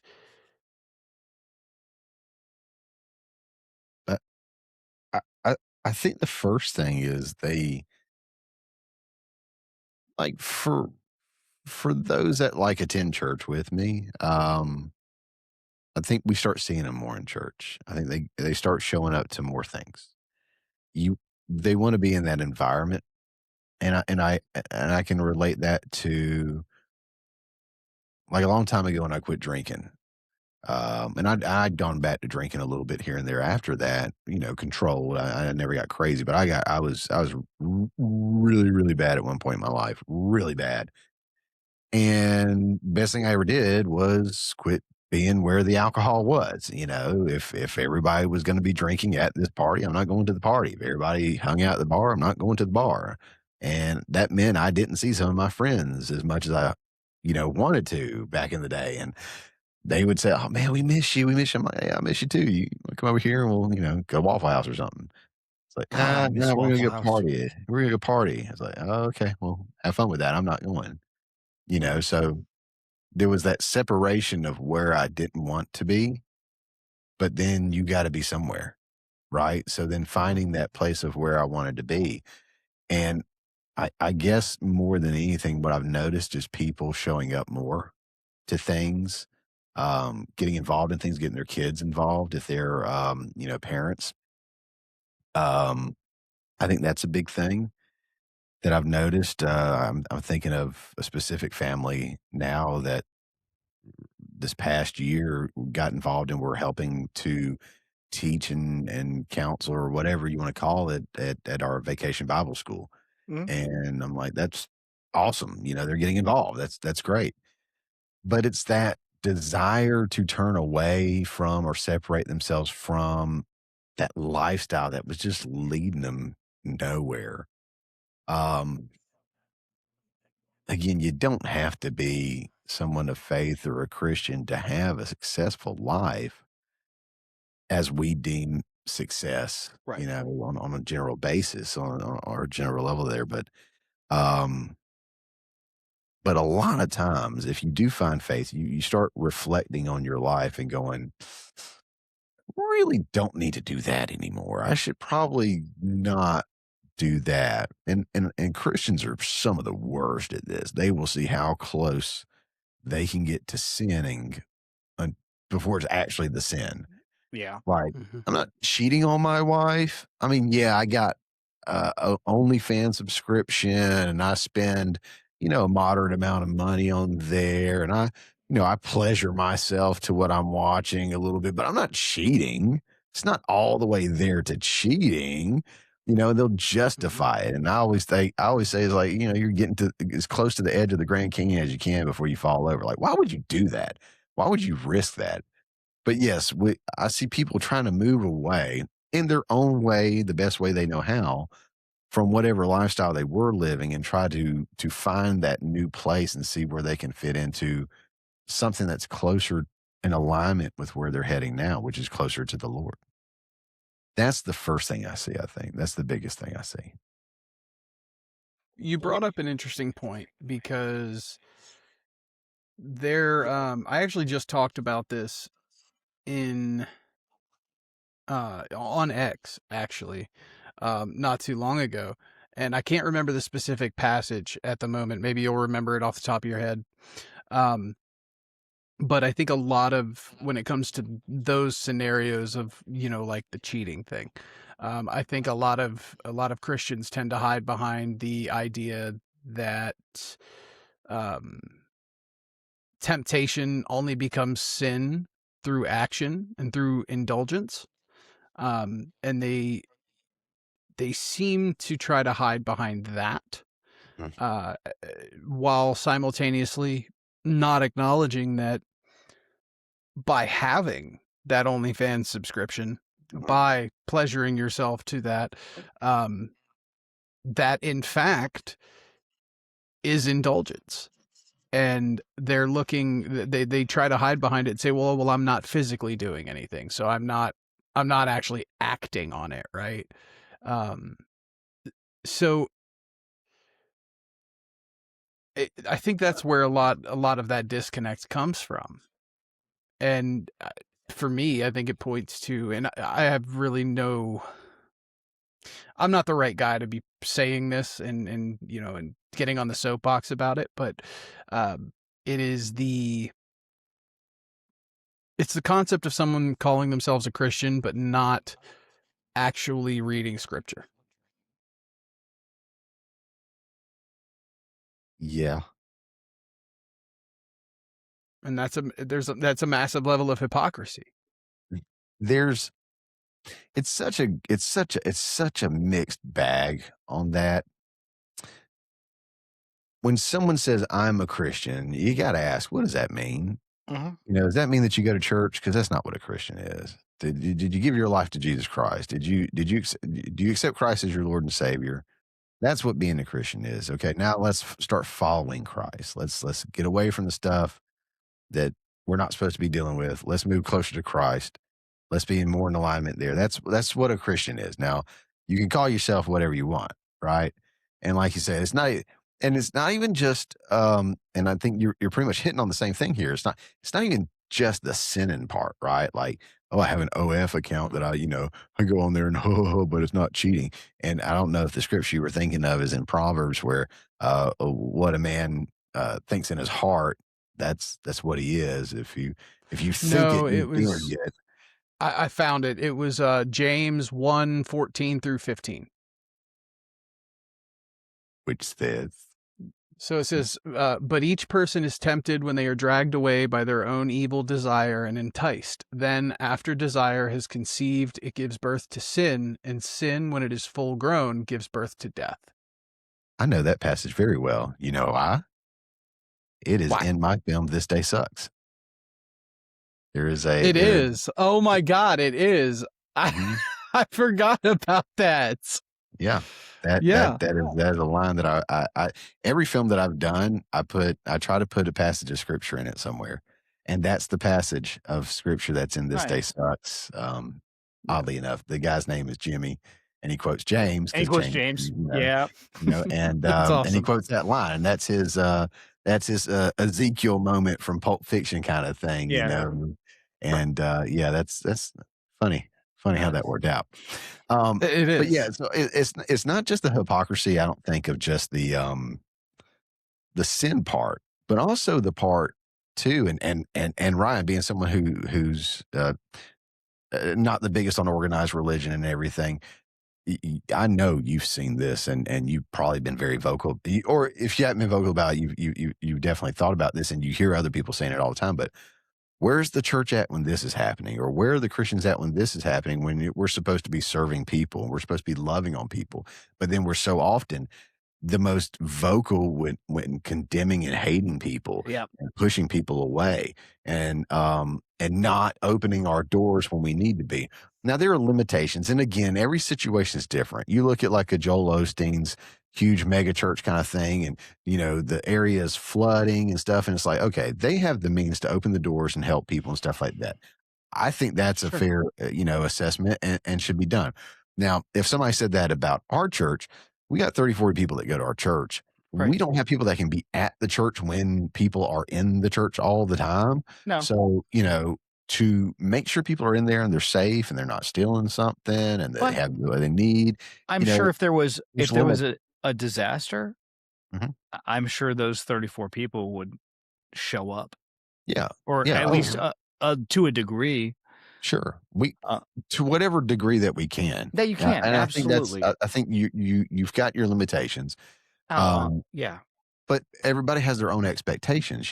They expect, they're gonna do everything for people and they do nothing for people. It's like, well, that's not exactly true. We do what we can within what we don't have a lot of money in our church and everything, but we've done the food bank stuff. We've did just recently, and this is a really neat one that I'm very proud that we're involved with.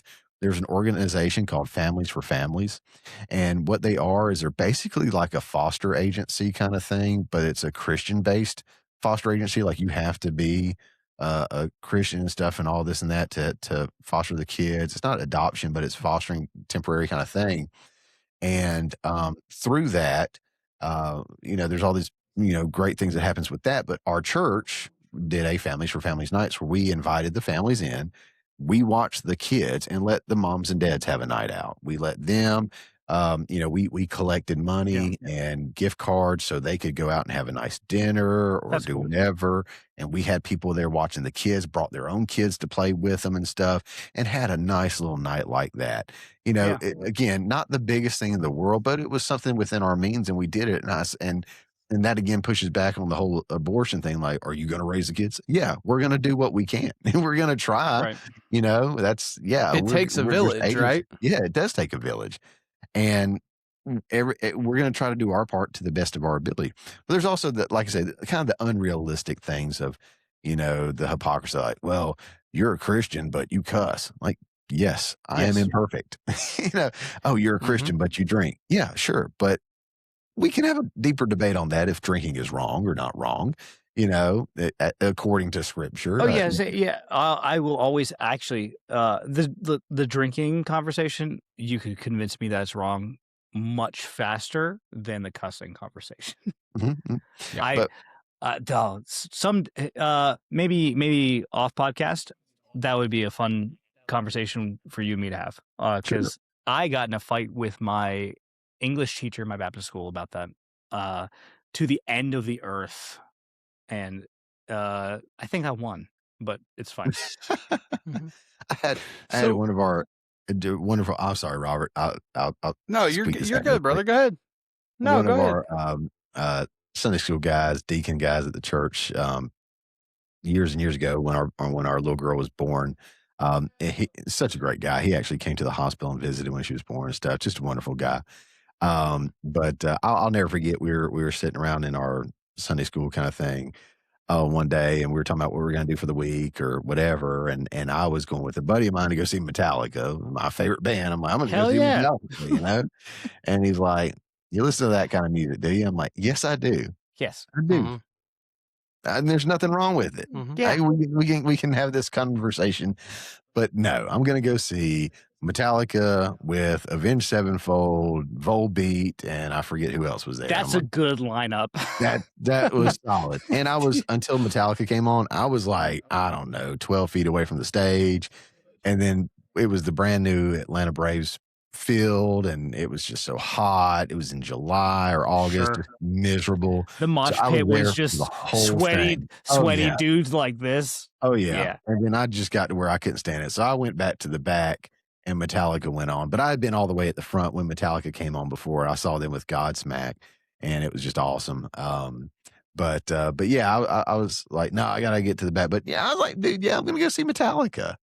It is what it is, man. I just recently, last year, I might go this year. I might take my wife. I saw Rob Zombie and Marilyn Manson on tour together. Like it's music, man. I don't see where there's the correlation to different things, or it is what it is. Because we have to attribute a deep. That's one of my biggest problems with the organized religion is we have to attribute a deeper meaning to everything. And I had this is such a personal sidebar, if you let me have it, Bobby.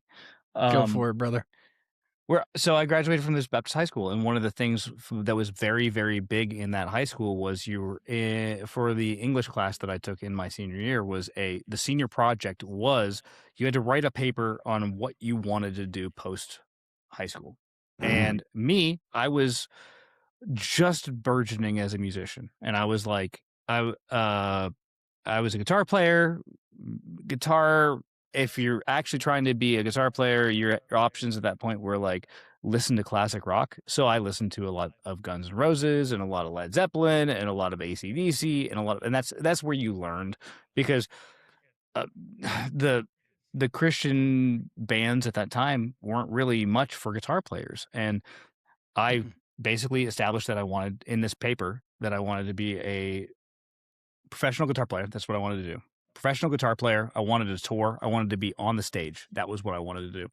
And I got I think a C or a D on that paper. And nothing that I got graded on in that paper had to do with the writing of the paper. It had to do with the content of the paper, and that my teacher disagreed with me because she was one of those people that and this is very, very, very conservative Baptist, where she was like, if you have like drums of a certain beat in your music, those drums are demonic drums from tribal Africa, and like that was her fucking argument. Yeah, spit it, dude. As a drummer, I can't help but laugh at that. No, it has a tom beat. Like it was a fucking tom beat. And she was like, that is satanic. The drum beat is satanic. And I was like, that it doesn't make any fucking sense. Like, I don't know why, but the first thing that came to mind when you said that was "For Whom the Bell Tolls." That dun dun dun dun. Dude, let me fucking flip you. Hold on. Let me flip you a different direction. Let's go to a Christian band. The intro to "Youth of the Nation" by POD. Do you remember? Yes. Like fucking full on like tribal sounding tom beat. According to that one, was demonic in nature. And I was like, it's drums. Like, we're talking about objects hit in time. Like, you're telling me that is demonic. Like, that is fucking insane. And I had literally to stick fight. Go boom. I had to fight because that paper accumulated a third of my grade for the semester. And I had to fight to pass that class because of it felt bad. It felt so minuscule. And yet, you know, a lot of those folks that, you know, Chris, when you said, you listen to that kind of music, the first thing that came into my mind was there's bands out there like Skillet and Red. I love Skillet. That I grew up on, which, fun fact, Hometown Red, Heroes. I think it was, yes, Hometown Heroes. Hometown Heroes. They're from like 10 minutes from where we grew up. Oh, cool. And granted, you know, a lot of their music it's not worship music, right? No. But it's rooted in a Christian message. And then I found something incredibly just wild as I got into like the alternative metal scene and got into metalcore, because, you know, I started discovering, you know, bands like August Burns Red and For Today. You could even go back to some of Under Oath's old stuff. And now, most recently, I just found a new metal band, very, very heavy, but they're called Veiled Redemption. Chris, I urge you to look up For Today, because they are just like, I mean, they are beat down heavy metal, screaming in your face, but it is literal worship music. Like when you read the lyrics, it's worship music. Actually, let me pull up. I'm gonna need you to send me all these on Spotify. But yes, as a musician who grew up in the Christian world, I don't think that all music has to be worship music. Like, that seems. I don't think that that was the big thing, was everybody wanted these. If you were a Christian band, every song had to have a message, and I don't think that that's really what you have to do. Like, you can just be you can be a Christian band that writes a love song. Like every other band wrote a love song. We write our music. We do our art out of pain. We do our art out of passion. It doesn't have to. Every song doesn't have to be a praise song. And man, like, granted, I came from a very, very conservative background, so it was maybe a little bit different. But man, they thought that. Man, they thought that. If it wasn't a hymn, it was absolute sacrilege. It felt bad. Yeah, I will say, it's like being in church Sunday mornings or Sunday evenings or Wednesday evenings or whatever. The more you're around it, the more you're kind of engulfed in that spirit and in that mindset and in that mode. I know back to our buddy Sean, his wife just recently has been coming to the Lord, and it's amazing. You know, and talking to her, you know, something that she's been doing is every day on the way to work and on the way home, she listens to Christian music. I think that's great. I'm not going to condemn it. There's nothing wrong with it. Sure. You can listen to whatever you want. Definitely when you're listening to it and you're actually like listening to it, I feel like you do grow that closer, focus or whatever, subconsciously, whatever it is, it's going through that. You're in that mode more for sure. But I don't. Yeah, no, I can listen to anything and enjoy it. Yeah. So to put this into perspective for you, Chris, and I know I'll probably have to mute the track when we put it on YouTube because of copyright. But I want to share the song with you, or at least part of it, and then I'm going to show you the lyrics after the fact because apparently Spotify does not have the lyrics up. I'll be the one who understands the lyrics. This song specifically here is called "Crown of Thorns." Imagine showing that to my English teacher. Yeah. Yes. But so obviously, Chris, you're a metalhead just like I am. When you hear the sound and you read the lyrics, what goes through your mind? What's the first thing that came to your mind? I mean, it's not too dissimilar from the hymns that we do in church. No.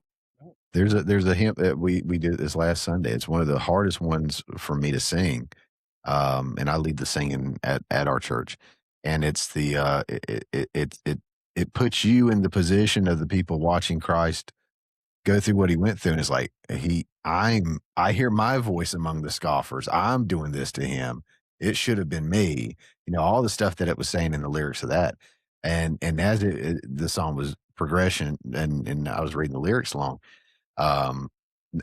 that lyrically is incredibly powerful. So it's just a different time, it's some people just, oh, that acoustic stuff, that's still the best stuff in the world now. Don't be busting out that electric stuff now. Oh, you can't. I remember when I got saved, I was at a business conference for Amway of all places, which was interesting. And it was a Sunday, it was a Sunday morning. And the guy was giving his testimony. It was so similar to mine. And I was like, did all these people come here just for me? Like, what is this? But it was funny because he's telling a story. He said, in my little town, there were 4 churches on 4 different corners. He goes, I went to one with a buddy and they were like, we just play the piano. No, I said, no instruments at all because that's how the devil gets in. But then somewhere else, it was like the piano, but nothing plugged in because that's how the devil gets in. And then they went over there and then they were doing like the guitars or whatever. It says, no, the guitar's okay. That devil don't get in through the electricity. It's the drums. And then another church is like, yeah, devil don't get in through none of this stuff. He gets in with, the dancing and everything or whatever. It was just always something different. And of course he was probably being extra humorous on top of it and everything. Now, the problem is that's actually accurate too. But there's a lot there to actually like that for sure. It exists.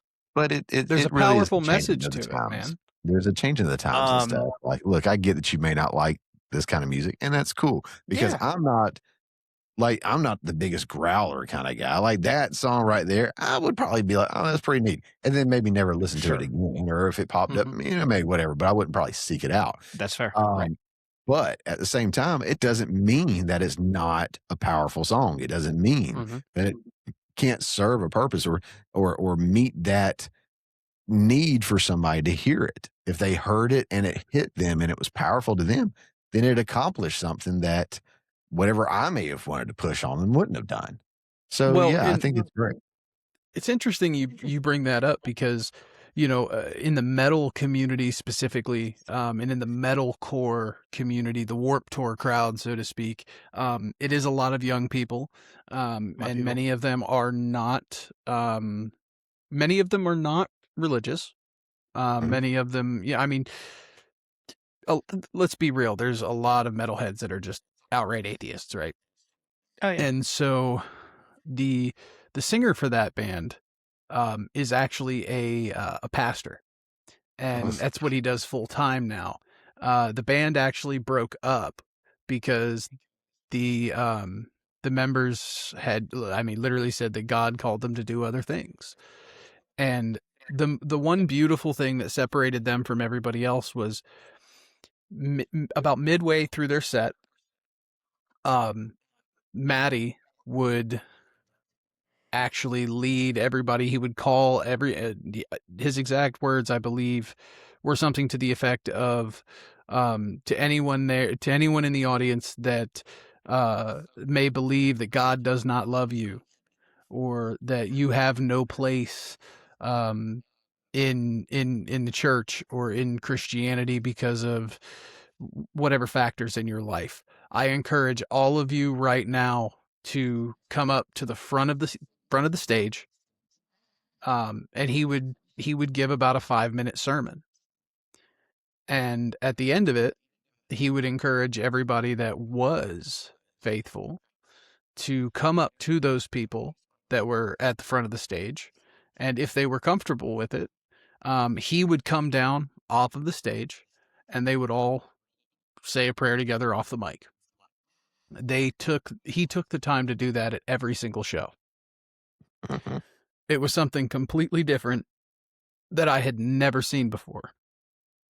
It's cool. And it just absolutely amazing. So, it kind of ties back into this rise in religion and in Christianity, and people coming back to the church, because let's be honest, the classic way of pulling people in and convincing them to come to church on Sunday, whether it's through flyers, pamphlets, whatever, people just blow that off, right? And actually, it just came to mind. Do you remember when I messaged you on Ash Wednesday with the concept, like this one church did a drive-through Ash Wednesday, and it was like, is this a really cool idea, or is this just like, is this just a stupid social media thing? And after the fact, you had said, it's like, oh, I don't know, but it's really cool.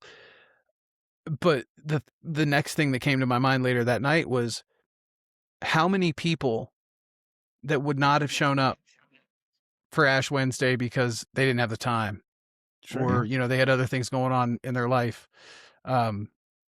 stopped by to do that so quickly because it was convenient. Well, you have to meet people where they are a lot of times. With the streaming, we weren't streaming our church services until COVID happened. We had to come up with a whole streaming methodology when that happened, and now we stream every single Sunday. And it's a great way. It's a great way to meet people where they are. My grandmother transferred over, moved over to our church, actually on the Sunday that I was preaching, which was pretty cool. Nice. Pretty awesome. But she hasn't been in a while, and I told her, I said, I can pick you up. You're on the way. I just go early because I got to set everything up and practice and everything. Sometimes she doesn't feel like it anymore, but almost every Sunday, like clockwork, she's tuned in on Facebook and she's watching. And I'm like, that's great. Right. This guy over here's messaged me before, like, I really like this speaker. I'm like, well, you're watching. Okay, cool. Yeah. And, I message you and I'm like, can you turn the pastor up a little bit? What's going on with the audio? Come on, guy. You're supposed to be better at this.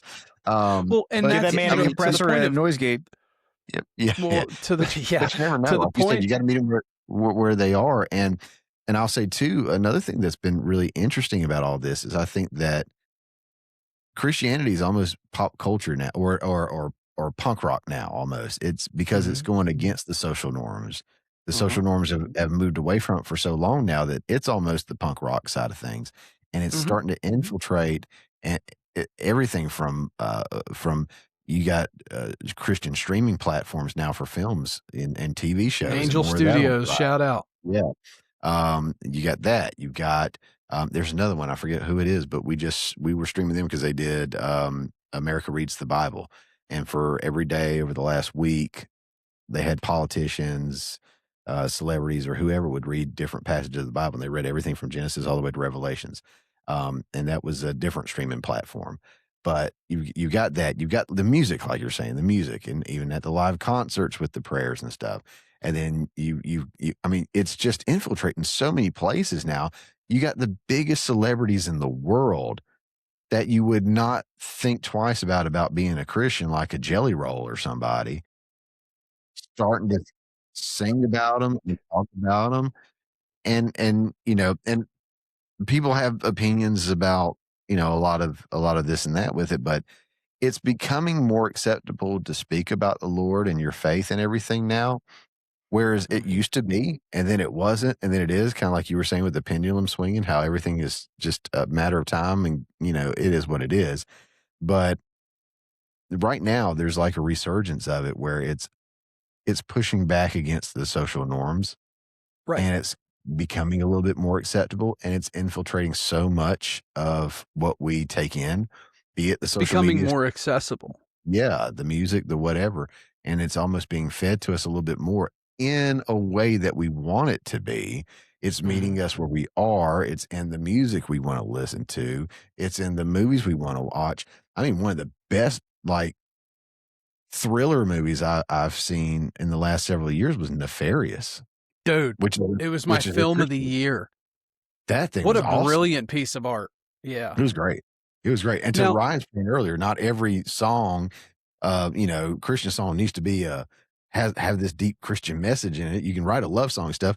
I've got a just recently opened a Christian film studio not too far from me. They're little, they're you know, whatever. But like I would love to do a Christian film, but I don't want to do one of those cheesy Christian films that, you know, It's hard. we got to make a film that's real, but it can have that undertone message. It can Absolutely. be grounded in, you know, morality and basis and stuff, but it doesn't have to be the over the top, bad acting, cheesy stuff like every Oh, Christian film that's seems one to of the be. toughest things. Like, especially like when I was younger, every Christian film was like the worst acting, the worst writing. Mhm.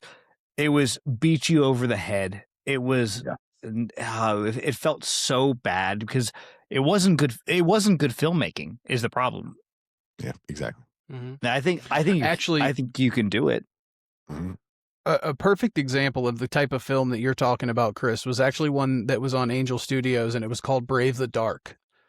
Mhm. And it was basically a wayward youth and his teacher. You know, this kid was constantly in trouble, and he was going down the wrong path.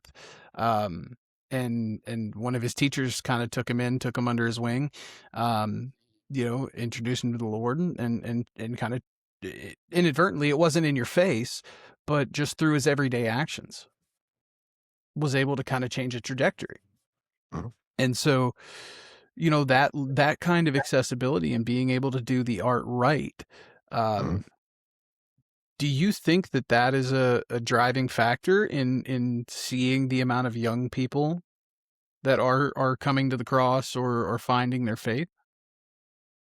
I think that the faith has infiltrated a lot of what they're taking in. Yeah, like we were just saying a second ago. I think that's a big part of it because they're seeing it more, and they're seeing it's not a taboo thing so much. It's okay to be a Christian. And It's it's not the okay to like this cult stuff. that mainstream culture has been telling us it is for the longest time. Right. And in fact, it's almost the opposite when you look at what has been pushed mainstream. And if you are not into the LGBTQ mafia and you're not into, you know, opening the borders for Muslims and allowing them to come in and push their way of life, if you're not on board, then you're casted out like a leper. And you're like, wait a second, I thought that's what the Christians did if we didn't perfectly align with them. But they're actually kind of like, hey, you come to the church and we'll watch some movies and hang out and have a good time. And if you want to talk about the Lord, stick around. We're going to talk about the Lord. Okay, these guys seem a lot more chill than these guys do now. Like things have flipped. Let's go hang out over here. So yeah, I think you're right. I think you're hitting the nail on the head there, bud. Well, and here's something that's interesting too. Obviously, you know, it's a little ironic as well. But you know, King Charles was here on a state visit, Mm. and you know, he spoke to members of Congress, and there was one thing he said that, I'm not going to lie to you, actually kind of shocked me.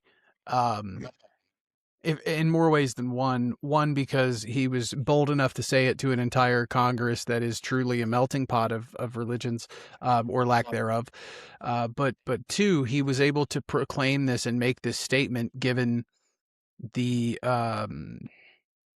socio-political nature of Great Britain. And I want to share that video. Check this out.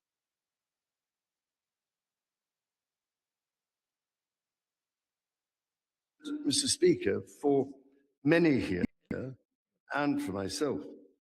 The Christian faith is a firm anchor and daily inspiration that guides us, not only personally,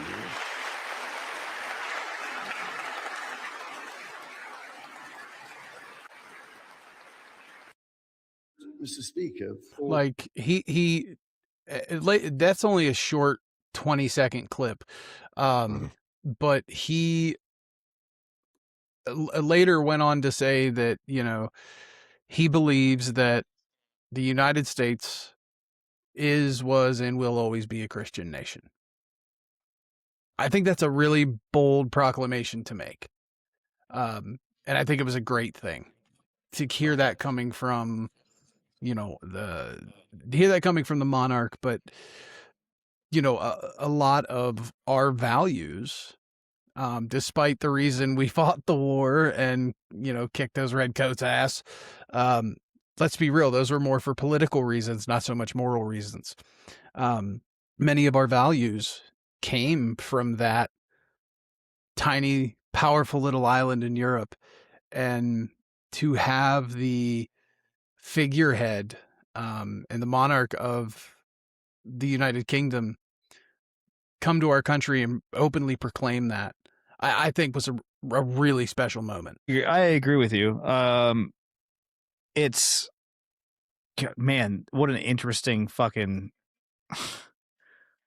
couple hundred years, though, to get to this point. I did also see that Trump apparently met his royal guard with revolutionary dress soldiers in the White House lawn, I think is a picture I saw. I hope that's real. I hope it's not AI. I hope I didn't get conned. It's so hard to tell now. I have no idea. It really is. No, I mean, go ahead, Ryan. Sorry. No, it's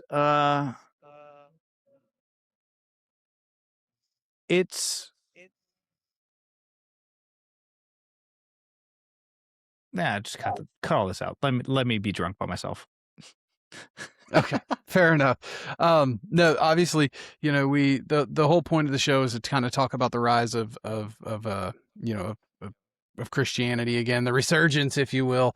But you know, we've ventured into a lot of other topics that inadvertently still kind of fit the mold. So you know, Chris, I know you have a day job and you know, a family and other stuff you got to take care of. So before we close out the show, I'd like to do two things. First of all, I kind of want to go around the room and ask, you know, over the last year, was there a moment of joy or hope from the last year that stands out to you? I kind of already covered mine, which was, you know, Jesus take the wheel. Chris.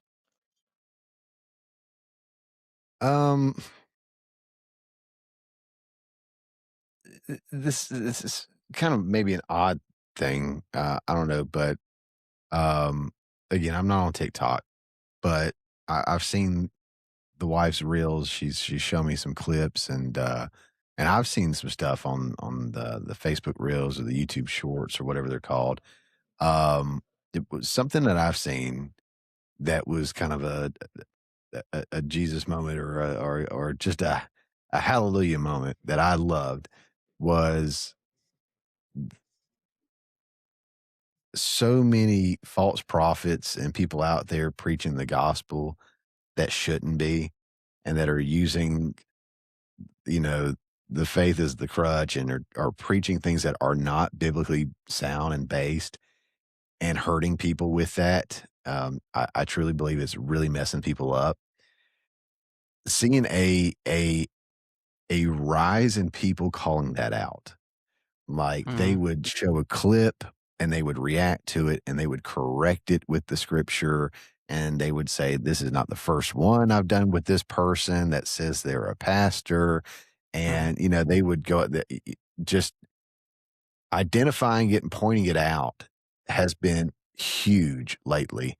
And to me, I was like, okay, this is hitting more people's reels and feeds and what have you. And so if they can see this and they can be empowered and they can be awakened to the reality of things and where the errors lie, then maybe there's hope that whoever sees this can course correct if they were off the course a little bit or they're misunderstanding. And that's one more life heading in the right direction. That was something I was tickled to see it. I just thought that was great. I even prior to kind of coming back to the cross, I had a term for that. And I called it Christianity for clout. And that's to see Christianity for clout dying so rapidly because the very same people that would have fallen for that 5 years ago are no longer falling for it. So I can totally understand why that would make you hopeful. That was a very big thing when I was young and in the music scene. It was a very open secret that it was easier to make a name, get a record deal in the Christian scene than it was in the secular scene. And so if you could write a Christian album, like, you didn't have to believe it. You never had to. And you just wrote a Christian album, you released it to a record label, and you toured on that. And the Christian scene was so much smaller. It was such a big thing that there were so many of these bands that were doing that, and it felt so bad. Like it was such a hypocritical moment, especially as an artist. Like as an artist, your only job is to be honest, I think. And to be real. My opinion. And but that was a big thing, like the early, like late 90s, early 2000s. That was like there's so many bands that did that. Switchfoot. I wouldn't say that Switchfoot wasn't believing their shit. Did I miss something with Switchfoot? I maybe I didn't pay attention. I mean, I don't know. I think there was. As with any band, I mean, I think you have to write some stuff that's going to appeal. Yeah. And so, I mean, I'm not necessarily saying that they don't believe their shit, but I think that there were a lot of bands at that time that were labeling themselves as Christian bands. The first one that comes to my mind is a Skylit Drive. They had kind of labeled themselves amongst Christian bands. Didn't know they were ever a Christian band. I had no idea. Exactly. But they fell under that label and they tried to fit themselves into that scene. I mean, I honestly, I give more respect to bands like Under Oath, which Under Oath was a Christian band. When I grew up, Under Oath was a Christian band. And honestly, some of my favorite songs of all time, some of my favorite to this moment musicians of all time. And they grew up and some of them stepped away. And I honestly gave that more respect because it was honest. A recent one in memory for me was the band Gideon. They had done, I think it was like 3 records that were very heavily Christian music. And then prior to releasing their album, Welcome to S-Town, was that they came out publicly on their pages and told everybody, hey, listen, this record is very different. This is not a Christian record. Right. Many of us have stepped away from our faith because, through our time touring, we met a lot of different people from a lot of different walks of life that had different belief systems, different religions. And the concept of, those people are going to burn in hell because they don't believe in the same God as me, didn't make sense to me. And so they were willing to publicly come out and say that prior to releasing the record. And it wasn't, the record itself was not the direct, it wasn't a punch back necessarily. It was just a change in sound. And then going forward to their next album, which was called More Power, More Pain, was not a Christian record, but the entire concept of More Power, More Pain was the story of, I think it was the lead singer's kind of a semi-biography of breaking away from what everyone else wanted you to do and going and doing your own thing. And so they never quite left the positive message, but they were very clear to their audience that we are no longer a Christian band. And same thing, I give them massive respect for that, because they're openly willing to do that instead of trying to ride the Christian label and continue to sell records. Yeah, I taking advantage of a fan base, I think, is overall incorrect, especially one that is religiously motivated. That feels bad. And that was my biggest thing with Under Oath, was like, they came out and they were like, "Hey, listen, we stepped away." Like Aaron Gillespie, we talked about earlier. Like, I got his autograph poster next to me because fucking one of my favorite musicians of all time, and he came out and he's like, back in the band now. He is back in the band now, and he is legitimately one of my favorite musicians of all time. And he comes out and he's like, "Yeah, I fucking cuss." The guy, like, I don't know that I've actually even heard him talk about his actual views on religion at this point, but he seems like he's coming from an honest standpoint. And I know entirely too many people in the religious community who will absolutely tout Jesus while doing the most heinous shit. And that is the problem. And I don't think that there are those people. I hope they're not those people. I don't know, though. I don't know them personally, but yeah, I don't know. Is it crazy to just want people to be honest? No. That No, that has been proven recently, especially like in this last election cycle, that people are craving that, the genuineness, the authenticity. You know, when we saw it, you know, I mean, I'm not trying to take this to the political conversation, but the left kept trotting out what they think the voters wanted to hear and wanted their politicians and people to be: the Megan Thee Stallions, the Beyoncés, the, you know, I got the hot sauce in my purse, Hillary Clinton, and I got, you know, I grew up like this, even though you really didn't, and worked at McDonald's and stuff like that. And then you had the other people on the other side of the equation that weren't the fluffiest and friendliest, and they weren't telling you what you wanted to hear. They were saying, "This is what's wrong. This is how I'm going to fix it. This is what's up." And people appreciated the genuineness and the authenticity in it. And I think that made the huge, huge difference. Well, I mean, look at how many people from the middle that maybe didn't agree on policy positions that still came and joined forces because they found more honesty and more honesty and more dedication from the right on wanting to make the world a better place. Yeah, me, and now I'm upset. Yeah, well, I think now I'm fucking many pissed of off. us are. I think many of us are.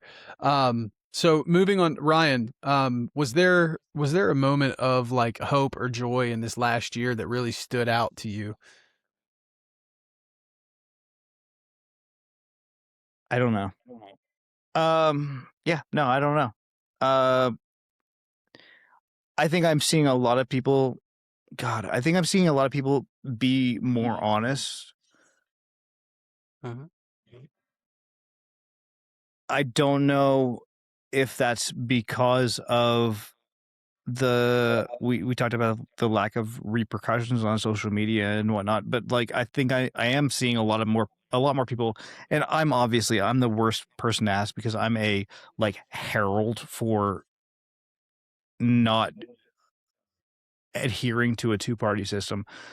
I think we're seeing a lot of people breaking away from a two-party system right now because everybody's going, "Oh shit, they both suck."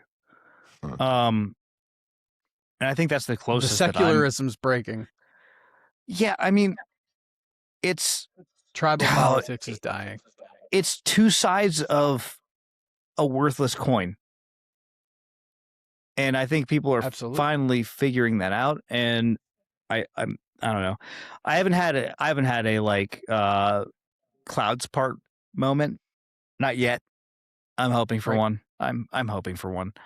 I just am at the point now where all I want is for people to have honest conversations. That's all I want. If we can get that, then we're fine. We'll survive another 200 years if we can have honest conversations. And I don't know if that's reasonable or not, but I think it is. Absolutely. Would be nice. Sure would. And so, all right. And so the final thing to close out the show, Chris, I'm kind of going to put you on the spot because this, I'm not at the place where this is something I'm good at or comfortable doing yet. But, Ryan, obviously, I know you're not the most religious guy on the planet, but Chris, if you're willing, would you, lead us in prayer to those people that are, maybe still on the fence, that are still finding that faith, or those new converts that are just kind of coming into the church? Sure. Let's do it. Okay.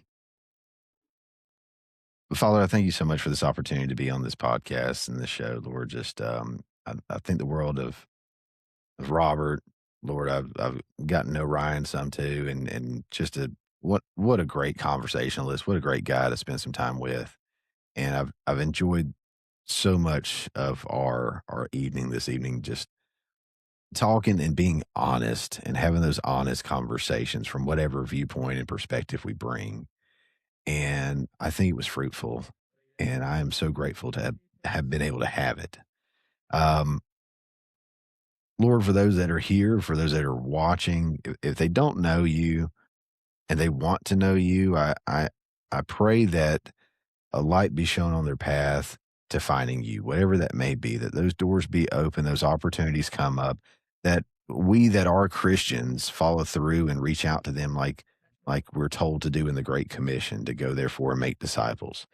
That we reach out to them, that we are inviting them, that we are making friends with them, and showing them, not just telling them, and showing them the love and forgiveness and acceptance and understanding that you've put into us through the example of Jesus Christ.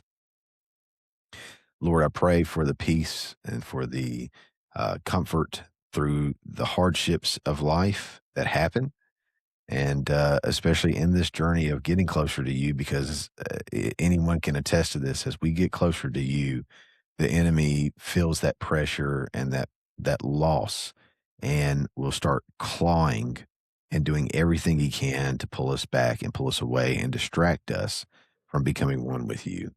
And it is a challenging time in everyone's life, and I just pray that they have the strength to get through it. And Lord, I just pray for Robert's success in every field, with this podcast and reaching many people, and sharing his perspectives and his conversations with other folks, and just his business, his family, his walk with you, Lord. And I pray for Ryan and his family, and him raising those sweet babies. Lord, just give him the strength. Give him the strength to be that father he needs to be, but also that gentle hand, that gentle heart, to be the friend, to be the comforter, to be the safe space that kids so greatly need. They need that safe space. And Lord, I pray that they know that is wherever Ryan is. And Lord, just continue to guide, guard, and direct us in your way. All these things I pray in Jesus' name. Amen. Amen. Amen. Thank you for that, brother. Thank you.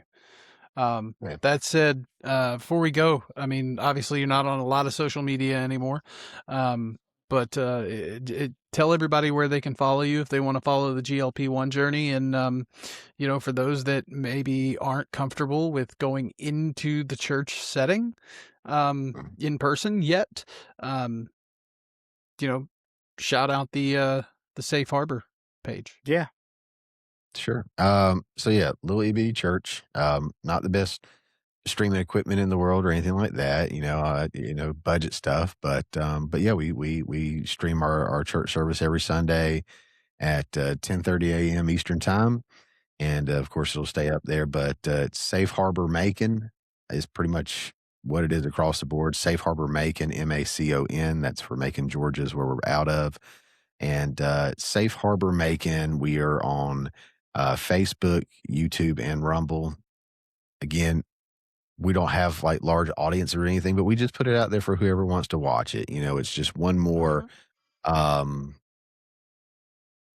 don't know, one more line out there to try to reach people. And and again, if we just find one that finds it and hears what they need to hear that day, then it's just a wonderful day. So Safe Harbor Macon, check us out anywhere if you ever are interested. I lead the singing. You might want to skip that part. But I want that. You sound great, brother. I want that. I want that radio announcer voice in my ears. It doesn't translate well to the singing. That's a lie. That's a lie. You have an absolutely fantastic baritone and tenor. So don't sell yourself short, man. If you say so. Thank you. So there's that. And then I'm still on X and everything else with the Morning Mayhem. X is my Morning Mayhem. And I plan to come back at some point. And the GLP-1 stuff is Chris Conquers the Scale. I'm just on YouTube and Instagram, really. And I don't do a whole lot of either one of them. I'll put up a video when I can or feel like it. And lately I've been building the computer and everything, so I haven't really had the time to do anything. But yeah, Chris Conquers the Scale for anybody who's interested. It's not just GLP-1 stuff. It's weight loss stuff in general. There's something for everybody there. If that's something that you're looking into, something you're working on, trying to better your life. And yeah, if that's something that you're interested in, check it out. If not, that's cool too. But that's me. Also, make sure you check out his film productions at I believe it's Mayhem Productions on YouTube and Rumble. Mayhem Productions, that's right. Mayhem Productions. Make sure you check it out. He's got a lot of great short films, more in the works. Ryan, remind everybody where they can follow you. It is Ryan Thomas Talks, I believe, on both X and Instagram, although I'll be honest, I do not look at my Instagram, much to the chagrin of Robert Herr.